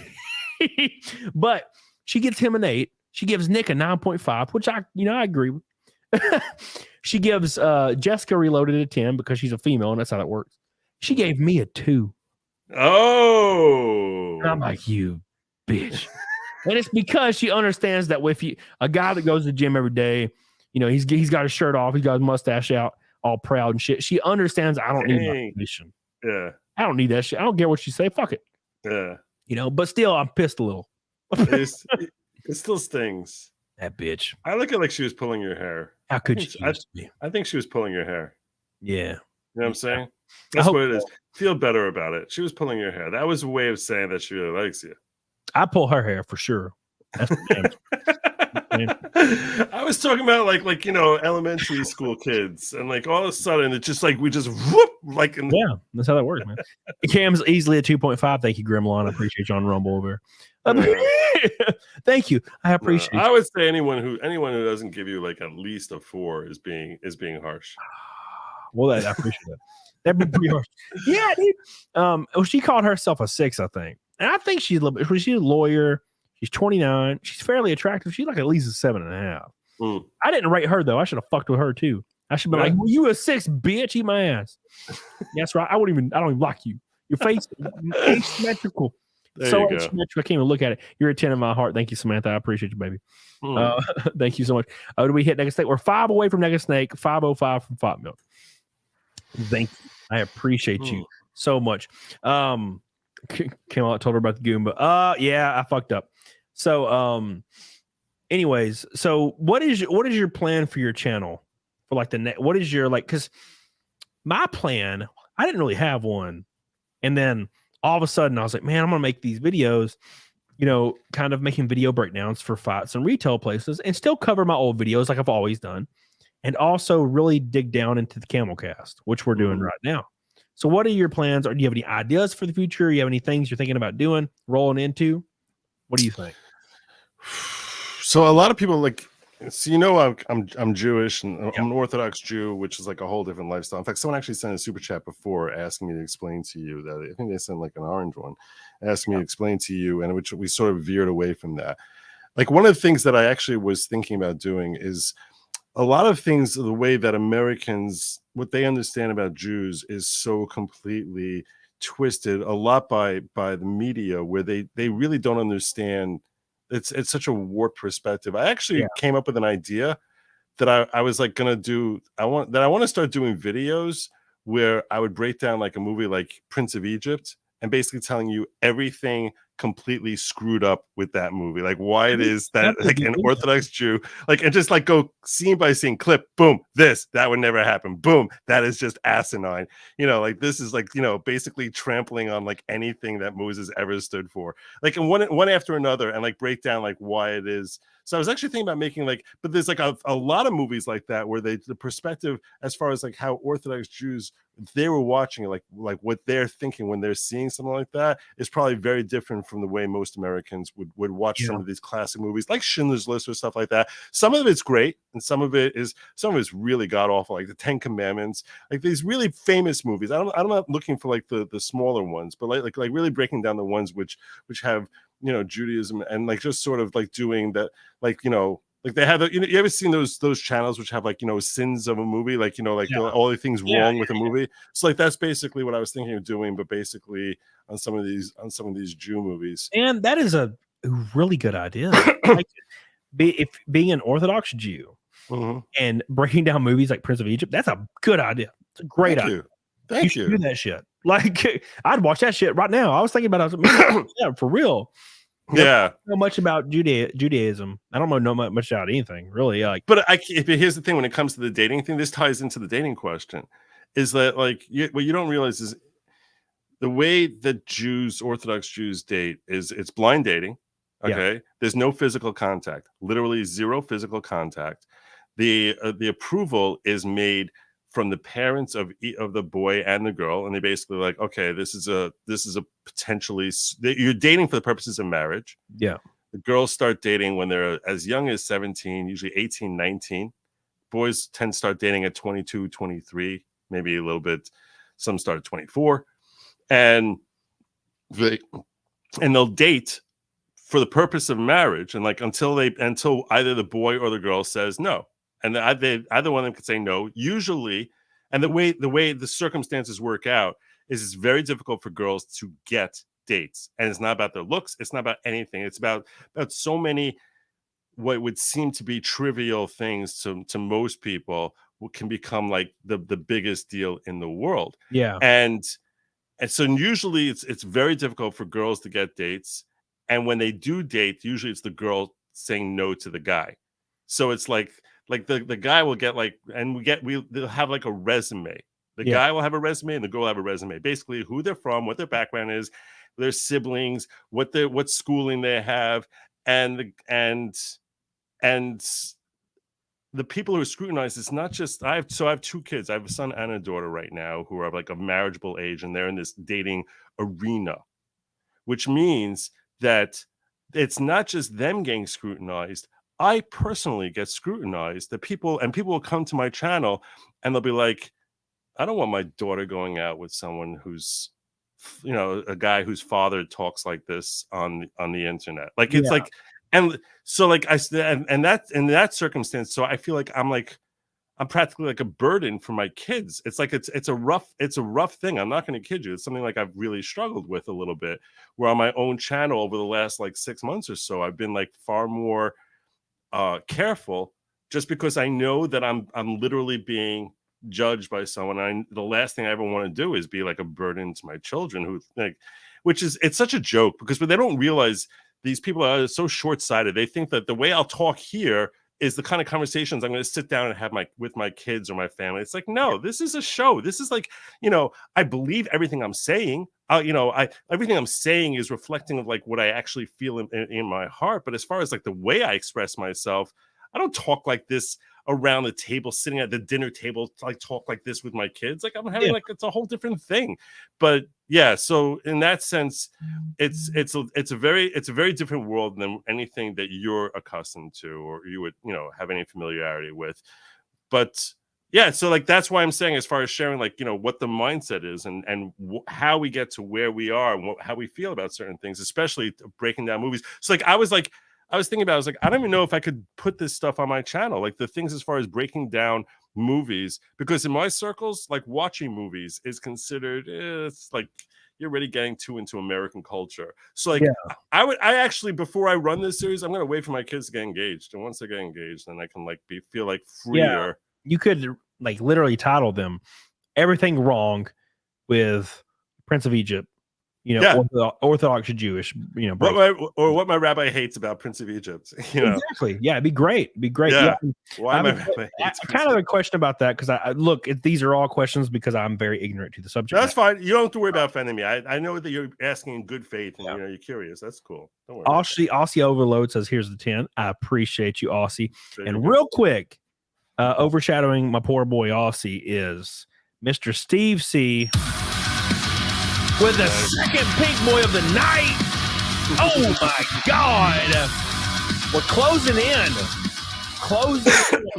Thank you so much. Super chats already. Good. Thank you, Steve C. I appreciate you. Socially Wrecked says Joe is correct over on Rumble with the Gold Boy. Appreciate you, Socially Wrecked. Yeah, and by the way, 420, nice. 420 from Fight Milk. Got a little bit of time left. Get the hell on it, doggone it. So, when it comes to, you said Jewish dating, so there's no sex or anything until you're like married. Is that how that works? When I say it's not just no sex, it's like literally you don't hold hands, you don't touch each other Until you're married. Until you're married, yeah. Damn, interesting. That whole thing that people say about married people with the sheets, that's poppycock. That's Yeah. not true. That's not true. So, But in your circles, have you ever ran into, because this dude, just like, look, there was a time period in my life where I like was on Tinder and I was dating, or not dating, but like hooking up with girls like every other day, random girls. Yeah. And there was the biggest thing for me when it comes to coming from like a place of like maybe being secular, I guess. I don't really, I've never been religious. There's a lot, like my biggest fear would be ending up with a woman that is just atrocious, like at the act of intimacy. Okay. Because there's a lot of them, they exist. And what happens in that situation where you go through, this dating arena, like you said, you become married, and then it's just like the worst thing you've ever experienced with this one person. That's an interesting question. Would you even know? That's the first question I was going to throw back at you. Like, how would they even know? Yeah, how would you know? How would they know that it could be like, better a different way? Yeah. I don't know. But what I'm saying is, you also have plenty of time to develop with them. Yeah. Someone can start off as a rookie, but it's like, you get enough seat time. Yeah. to use your example, if you get enough seat time, so you end up getting better at your craft. So, you start becoming, you can go from being someone who can barely take turns at 70 and all of a sudden, be flying around them at 200. There was girls, and the reason I say this is because there was girls that I hung out with for like 6 months, and they were the coolest girls. They were beautiful. They had the greatest personalities, but they were just fish. They did not jive with me in bed. It was like a block there, and no matter what I did, no matter what I tried, and it got to the point where I just didn't even want to be in that situation with them. And I would move on from these girls, and I'm like, man, that was like my biggest fear, is if I was in a situation where I had to be married to one of these people, and I'm like, I'd be fucked. I just have to cheat, I guess. Like, you know what I'm saying? Like, I guess I'm just gonna have to cheat, So, let me ask you this: you married your wife, right? So you felt like you were in love with her, right? Yeah. How many times would you say you've been in? With how many different women would you say you've been in love? Oh my God, 1 or 2, not a lot. Okay, all right. So what I'm saying is, it is a different. It has to be. It's a different experience where it's like you actually feel like you genuinely care about this person. It's a different feeling than just like the raw animalistic element to encounter. Yeah, right? Now there's girls that have come in. There's this one girl that was like we just really connected on like that certain level, and it was like the most intimate and amazing experience, like love. And I did not feel that way towards this girl, but when we got into that situation, it was just like our souls combined. And then she moved away, and I never really talked to her again. And I never think about it, but there was one girl that happened with, and it had nothing to do with love. But there is like, if you're in love, intimacy is an entirely different experience, in my opinion. Because there was like animalistic, experiences where it was just like you're bros and you fist bump and you go at it and she leaves. Yeah. But there were some that are very intimate, and it didn't really have anything to do with like love. But when it comes to being like in a relationship or engaged or married, it could be different depending on the person. Right. So yeah. I think that probably compensates a little bit. Yeah. I agree. Billy Hatcher says movies like Blazing Saddles and others won't be allowed today. That's for damn sure. Turn on. I have some homework for everybody. Go turn on. Shit. What's that? I'm blanking. Oh fuck. Rush Hour. Go turn on Rush Hour on Netflix right now. Click that bitch and look at the disclaimer that plays before the movie goes on. Is it really? Yeah, there's a disclaimer that says this movie was filmed during a different time, and there's Oh my God. extreme racist jokes. Oh my God. And it's just basically like Asians can't drive and black people do this, and that's literally it. And they're like, this was made, and it might scare you because if you say that a black man might like chicken, then you are evil. And I'm like, black dudes love chicken. I'm sorry, I love it. That makes me so angry. But it's like everyone has to look at it's such a, there's so much hubris in the idea that people are looking at 10 years ago, 20 years ago, 50 years ago, 200 years ago through their 2023 lens. And if you're not meeting up to like our standards as to what we think is right in 2023, which by the way, you think you're so, if you are sitting in that camp, you think you're so high and mighty now, trust me, 50 years from now, people will think that you're the most evil, moral, corrupt people on earth. And that you, and if we move further left, they'll think that, oh my God, I can't believe that you would sit at a table with someone who ate animals and wasn't pure vegan. You know, like you, I can't believe you're a disgusting human being. It's like whatever the standards are constantly changing, and to start judging others in different times and different societies and thinking that you're morally superior is actually a reflection of deep insecurity. There's something deeply wrong with you. You have to feel like you're better than other people. It shows like you're actually a miserable human being. I say woe unto these people. They actually have to live their lives when they're not sitting here castigating others, and they're sitting there wallowing in their freaking misery. And I hope they cry themselves to sleep, these people who are so bothered by like, oh my God, a joke about Asian people sucking at driving. Let's face it, they're not good at driving. No, they're awful at it. No, that's the thing is, find the happiness and the freedom to say what you know is true. Yeah, there's a real freedom there. It's cathartic.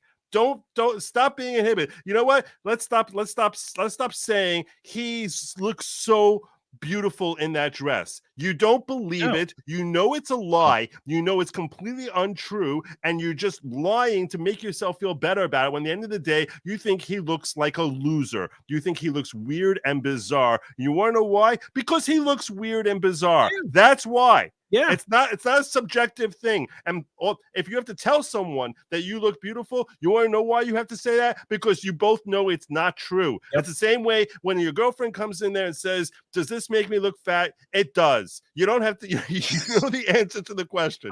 You know it. If you have to ask, you know the answer. If you have to hear that you're beautiful, you ain't. If you have to hear that you're smart, you're probably pretty stupid. That's just the reality of it. Yeah. And you feel far more refreshing and say, you know what? I don't care that you don't look great. There's other things about you that have value. I don't care if you're kind of stupid. You happen to be a really good person. And a lot of smart people are people I can't stand. It doesn't make you a superior person just because you have greater intellect. You have the quality of who you are as a person and how you treat others is a reflection of your value as a person. But and part of that quality is that you actually are sincere enough with people you're talking to actually drop truth on them instead of just giving them politically correct garbage BS. Yep, exactly. And that's a great point, which brings me to another point, and it's the bigotry of low standards, and I'll talk about that in a second. Steph, real quick, with another pink boy. Oh my God, we're closing in, bitches. You make me laugh, you make me cringe. I enjoy it. Here's some money. You're so damn good to me. I love you. I appreciate you, baby. Look at this beautiful, and also her face. God, it looks great. Love it. Thank you, Steph. I love you. I appreciate you so much, baby. That's the third pink boy of the night. One red boy from a rainbow night. The pink boys are flying. The orange boys are flying. The gold boys are flying. One red boy from that rainbow night. And we're only 360 from Bot Milk. It is closing in. Steph, I love you. I appreciate you. Thank you, Billy Hatcher. It's gotten so bad now. We have the attack of the fatties, where it's like we have to just pretend that someone who's unhealthily overweight is pretty, is beautiful. Like this is it's like just stop. It's like next we're gonna say leprosy is hot. Like just stop it. Let's just stop it. And there's articles, dude. There was an article the other day where they're trying to. It's like weird propaganda where new scientists find out that working out is actually bad for you. And I'm like, oh, fuck off. You know, the bitch that wrote that article was 380 pounds. Look, the issue is, and this kind of ties back into it. It's the people think that people that are in these situations need to be nurtured. Therefore, they'll do the opposite of their biology to try to uplift them, to make them seem like a good person. And it's the soft bigotry of low expectations. And Mhm. it's things, the main, I guess the main issue behind this is, and not to get too political, but it's voter ID laws. And this is where it all kind of stems from, is you'll have a 22-year-old white girl that's going to, Stanford or wherever the hell she's going. Mhm. And people will be like, why are you against voter ID laws? And she's like, and she will unironically say this shit with a straight face. Right. She'll be like, well, black people are poor and they're not smart and they're uneducated. So They can't figure out. they can't get IDs because they don't know where the courthouse is, and they can't afford cars because they're just so gross and poor.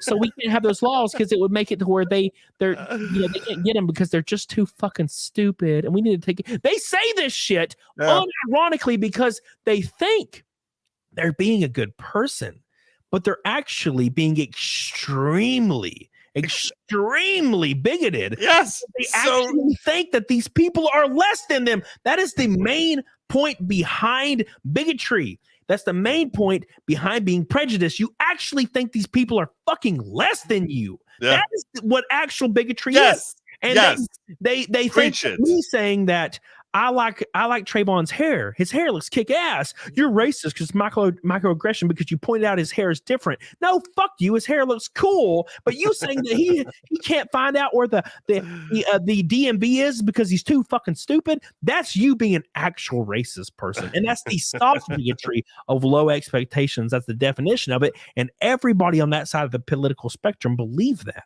Yeah. And it's terrifying. Yeah, and they think that makes them a good person for standing up for the people who are not as blessed as they are. It's pisses me off. I tell you what, pisses me the hell off. You know what else doesn't piss me off though? Oh, I have a feeling I know what it is. Our first red one. Oh my god! Look at this sumbitch. Aussie Overlord with a 221 Australian fake money super chat. Wow. Says, take this tax deduction and get Joe to drink milk. You ate. What the hell does that mean? Also, Gleister Legal for all your legal needs, servicing Melbourne and Southwest Victoria. Gleister Legal on Google. Well, look at this. If you have any issues in Australia, make sure that you check out Gleister Legal for sure. I mean, where else are you going to look besides Hayden Gleister, the most awesome based Aussie Australian that you can possibly look for? And he's an 8. He's an 8 out of 10. He's sexy. Yes. I'm a 2, unfortunately. You're a 2. You're 1/4. You're 1/4 of the way there. Damn it. That's me. That's my life. Thank you so much, Austin. I don't deserve that shit. I can't believe you did that. Thank you so much. You're sexy. You're beautiful. I love you. You put us exactly 220 to Fight Milk. But nice. But real quick, I'm gonna fatten this up a little bit because we don't have this option on StreamYard. We're gonna fatten this up. I'm gonna pull this up real quick.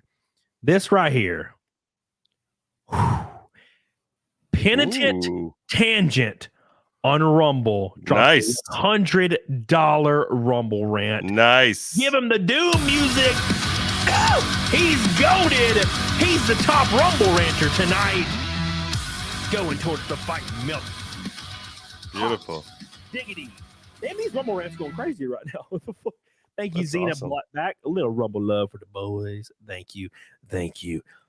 Hot diggity. Look at that. Penitent Tangent over here with a $100 Rumble rant. That's insane. Beautiful. And, every time somebody does that on Rumble, my Rumble partner messages me. He's like, bruh. And I'm like, yeah, I know, man. It's crazy. Because, it means a lot to them. So I appreciate you, Xena. I love you. Thank you, Penitent. You're crazy. Well, that put us 220 away, 120 away. We are barely $120 away from Fight Milk Boys. We're at the end of the stream, but we're 120 away.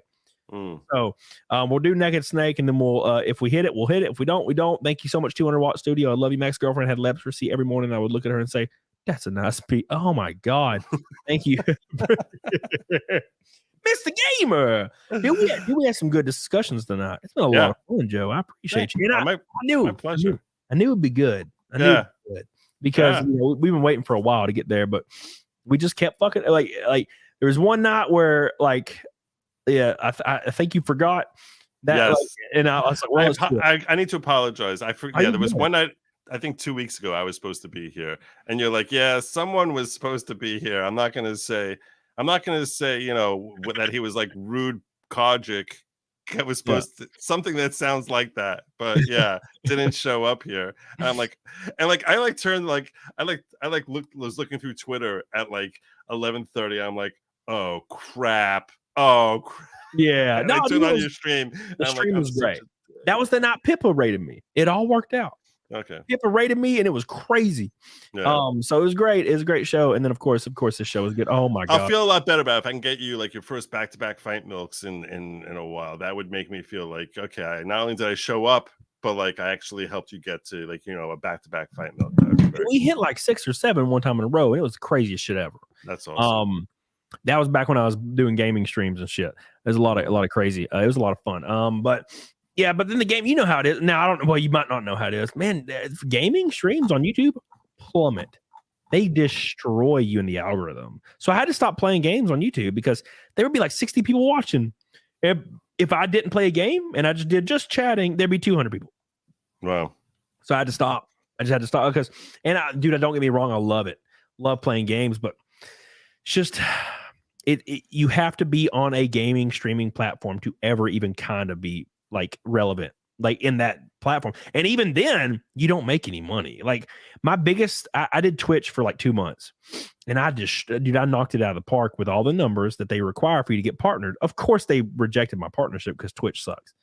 But dude, I made $460 in 1 month on Twitch. That is like a 15th of what I make on YouTube. You know what I'm saying? It's crazy. Yeah. And I'm like, well, I could never do this professionally unless how does anyone do that? How does anyone live like that? One of my close friends. Well, I shouldn't say close. He's one of my normal friends. He's a huge Twitch streamer. He has like 3,000 people watching every stream, and he makes like $4,000 a month on YouTube. And I'm like, dude, if I had 3,000 people watching per stream, I'd be a millionaire. Yeah. That's like Pippa. Pippa makes like $2,000 a night. And Pippa has 3,000 watts. Jesus Christ, look at this Aussie overlord. This man. This God amongst men. Damn. There you go. There you go. All right. I delivered. Lord with the fight milk. I delivered. All right. Oh, and by the way, that's a lot, Aussie. Aussie, I love you. I don't deserve you, even though you got rated higher than me. I still kind of jaded at you.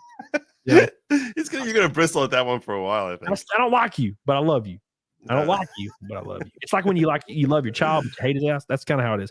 Thank you so much, Aussie. And real quick, speaking of Aussie, real quick, we're gonna pull something up here.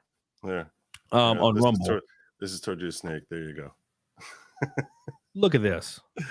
Wow. Tangent. Wow. Old Viola Pride. Nice.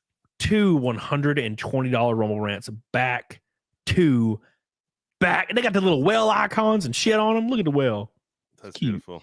Thank you guys so much. We're gonna give them the music just real quick.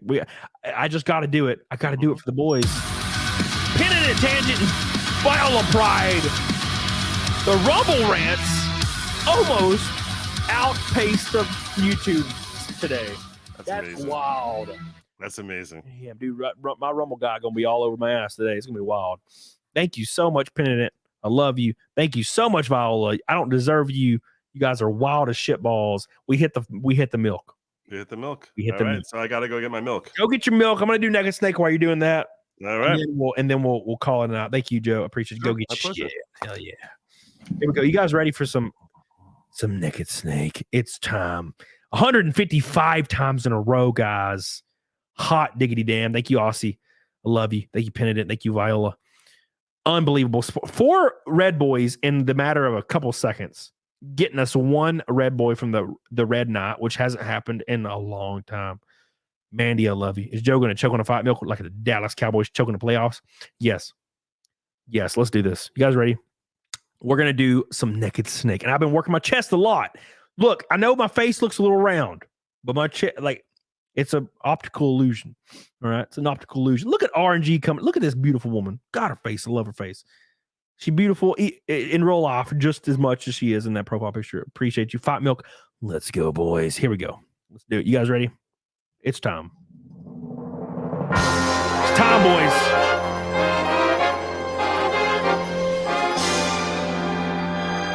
Let's go.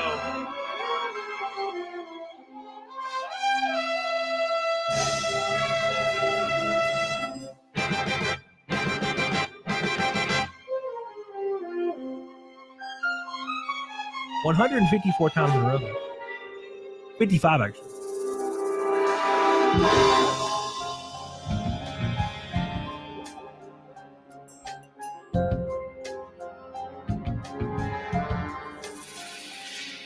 What a thrill with darkness and silence. Get on it, doggone. Night. Here we go, boys. What a thrill. Here we go. I'm searching. And then we're doing Fight Milk with Joe. Let's go, boys. You guys ready? What a fear in my Here we go. heart, but you're so supreme. I give my life, not for honor, but for you. Snake eater in my time. There be nobody else. Cry. It's the way I fly to you. I'm still in a dream. Snake eater. Look at all these blue boys. Someday you'll go through the rain. Someday you feed on a tree frog. It's ordained a trial to survive. For the day we see you alive. Give my life, not for honor, but for you. In my time, there be nobody else. Cry the way I fly to you. I'm still in a dream. Snake eater. 155 times in a row. Can you believe it? Can you believe it? I can't believe it. Thank you guys so much.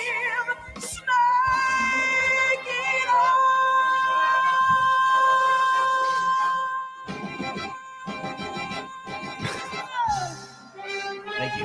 Appreciate it.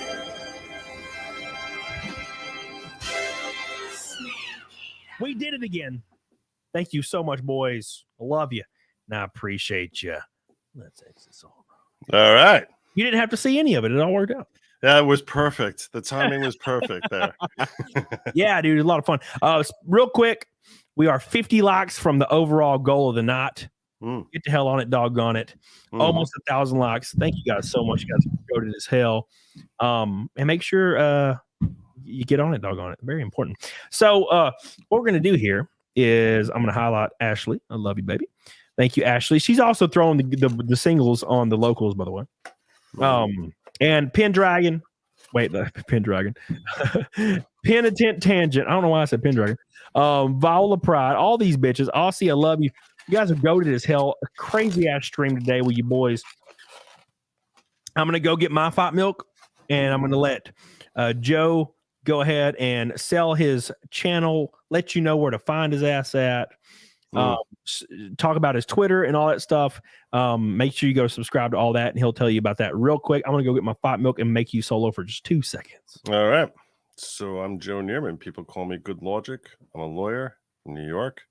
And yeah, people like hearing my humor or me ranting. That's why people follow me. There's also some philosophy, but the philosophy is not like, in ancient Greek times. No, it's more about like applying, like just understanding what makes people tick and how they think, and breaking down based on, I'll tell you what you're actually seeing rather than what people want me to say.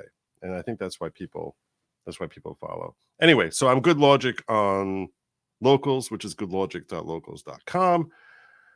I'm also on Rumble and on YouTube, known as Good Logic. That's spelled LAWGIC, like as in logic, but with like law.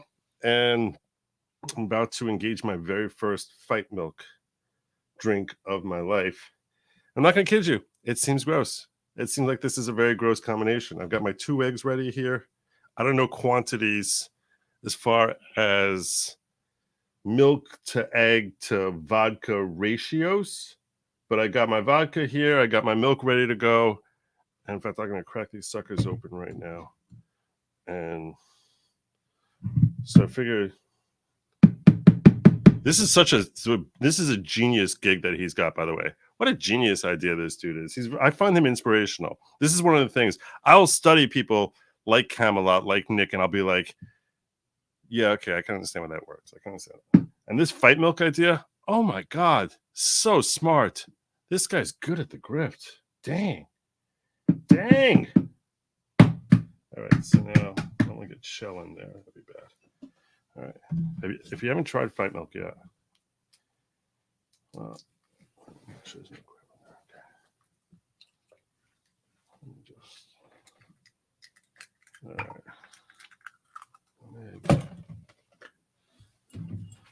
This is gonna be gross. This is gonna be so gross. The only way to do this, I think, is just to down it. You know what fight milk is? No. Fight milk is 2 raw eggs with milk and vodka. I'm explaining. Welcome back, brother. I'm explaining to Lady Logic what fight milk is. So I'm almost completely out of liquor, but I found this weird concoction that my friend made. Oh man, I got shell in here. It's Swedish fish with just some bullshit cheap vodka, and it's made it red and gross. Ugh. So we're gonna do this. Apparently, whatever the hell this is. I don't know what proof this is. I don't know what it is, but it's vodka infused Swedish fish juice. That sounds really disgusting. So I'm gonna do this. That's all I got. So we're gonna try it. Let me smell it real quick. One of my yolks cracked on me there. What is that? Ooh. Yeah. Ooh. Nice. I kind of like it. It smells kind of nice. It smells gross, but nice. It smells like rubbing alcohol with like some sweetness. You got some shell in there. Dude, I get shell in mine every time. It's so gross. Joe's what do you do with the shell? It will stick at the bottom. It never goes down. Right. Is Joe going to choke on fight milk like he did, like the Dallas Cowboys choke in the playoffs? Dang. That was well done. That was well done. Now, what's my milk to vodka quantity in here? Here, I'll show you what I do. Well, vodka, I free pour like probably 2 ounces. Mm-hmm. Yeah. Depends on how drunk you want to, like I just do whatever. I just pour it for a little while. Mm-hmm. But first, I got to do how much milk? I just fill my glass up to about like 75%, depending on your glass. Okay. Mine gets pretty hefty. All right, here we go. This looks really gross. Boop, boop, boop. Boop. Yeah. And now do a splash of vodka. Then another one. Oop, it squirted on me a little, but it's fine. Nothing I ain't used to. Get in there. Oh, yeah. And then we got the milkies.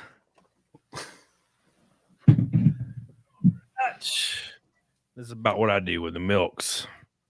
I just go milky about right there. It's like 75% once I get the vodka in. And we'll see what happens here. Here we go. Now I'm putting the red shit in there. It is Swedish fish infused vodka. That sounds so disturbing. I can't even tell you. Swedish like, fish sounds like the most disgusting thing imaginable. And then you was it like herring? What is Swedish fish juice? Oh, that's way too much probably, but it's fun. Yeah. Red. Swedish fish is a candy. It's like a gummy. Oh, I know what you're talking about. And I don't really care for them, but apparently somebody made some Swedish fish vodka. And it's been in my house for like a year. So I'm going to drink that. Hopefully it's not bad. Hopefully I don't get sick as hell. Thank you guys, by the way. Thank you all the people on the Rumble side. You guys are, this is probably the biggest Rumble night I've ever had with Rumble Rants. I really appreciate that. All the locals people, you know I love you. Pure Jealousy said, it's a 2. It's the mustache. She just couldn't see her adorable face. Thank you. And of course, Ashley as well. Thank you, Pure Jealousy. And thank you to Aussie Overlord, the only red boy on the YouTube side and the top dog today. I really appreciate you so much, my friend. You're goated as hell. I love you. I appreciate you. You guys have been so supportive to you, dumbass boy. Tomorrow, around noonish, 1ish, 2ish, a new video. I'm releasing a new video, and it's quite the spicy. So make sure you check it out. All right. So make sure if you see it, I am going to be, it'll be demonetized. All my videos on YouTube are just demonetized now. Mm-hmm. So rest in peace. So make sure you click it and share it and comment on it and all that bullshit. All right. So we're going to start the music and then we're going to wait until the bass drops and we're going to kill this shit. All right, here we go. Hey, Alina. Thank you, baby. Jack off hippo up in this beat. Thank you. Here we go. It's that time again for some Fight Milk. 2 in a row with Nick Ricada and Mr. Good Logic. Gonna have a lot of fun here. So once this music starts clamoring down, we're going to clamor our Fight Milk down. And then, on or not, let me pull this on my, there we go. I have to get a bib because I always spill all of it. So. Really? It's going to spill? It spills? Well, what? You didn't tell me about that. I feel like I'm going on a ride, and it's like I have no idea what's coming next. Well, I chug it. I planned on chugging it. You didn't tell me about the spilling it. I got like a suit on here, brother. What's going on? Don't spill it. Oh, my gosh. Just the fight's about to start. I hear the music. Don't spill it, man. Don't spill it. Oh, my gosh. All right, boys. It's been a good show today. Thank you guys so much for hanging out with me and Mr. Good Logic tonight. Make sure you jump on his channel. Subscribe here if you have not. 30 likes away from the goal tonight. Get the hell on it, doggone it. It's time for Fight Milk. Let's go, Mr. Joe.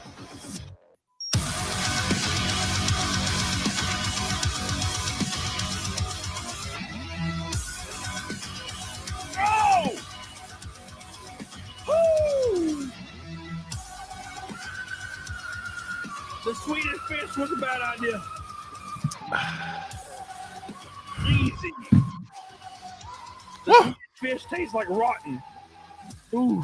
Ooh, Lord. Woo. There we go. Easy.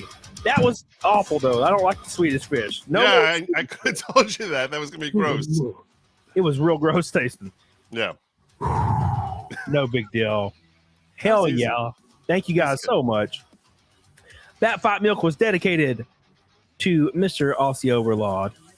And don't forget, it was also dedicated to the Viola and Penitent Tangent. We're gonna they brought us across the finish line. We were like limping there towards the finish, and then we just had a power. Yeah, they went ham as hell tonight on us. Yeah. Went ham as absolute hell. Really, really good show with a lot of great ass people. I really do appreciate all my boys and girls in the chat. Let me type something in real quick. Still, man, I can't believe I oil on. Really? Damn, Flash. All right. I'm gonna raid my boy Derek Huda tonight. He's my boy. We're trying to get him to 1,000 subs. I was gonna raid Yellow Flash, but he still hasn't turned on his Flash or his raid privileges. I keep telling him. Thank you, Derek Huda. Speaking of the devil, love you. I changed. Appreciate you, Logic. I'm sure I'll look at your DMs because I'll probably invite you again soon. Maybe you and Nick. Come on, why not? Be a lot of fun. Sure. So hell yeah, I appreciate you. We're gonna log off here tonight. 20 likes away, real quick. I need everybody in the chat to go ham for just 20 seconds. Get those 20 likes on the damn board, and we're gonna log. Thanks so much to all the people on YouTube, all the people on the Rumbles, all the people on the damn locals. You guys are insane. One of the biggest shows we've had in a long time, and I'm very, very thankful for all these bitches that choose to support my dumb ass because I don't deserve even a cent of it. So I love you. I appreciate you. Yeah. Get the hell on it. Diggity dog on it. I'll see you guys on the next one. Godspeed.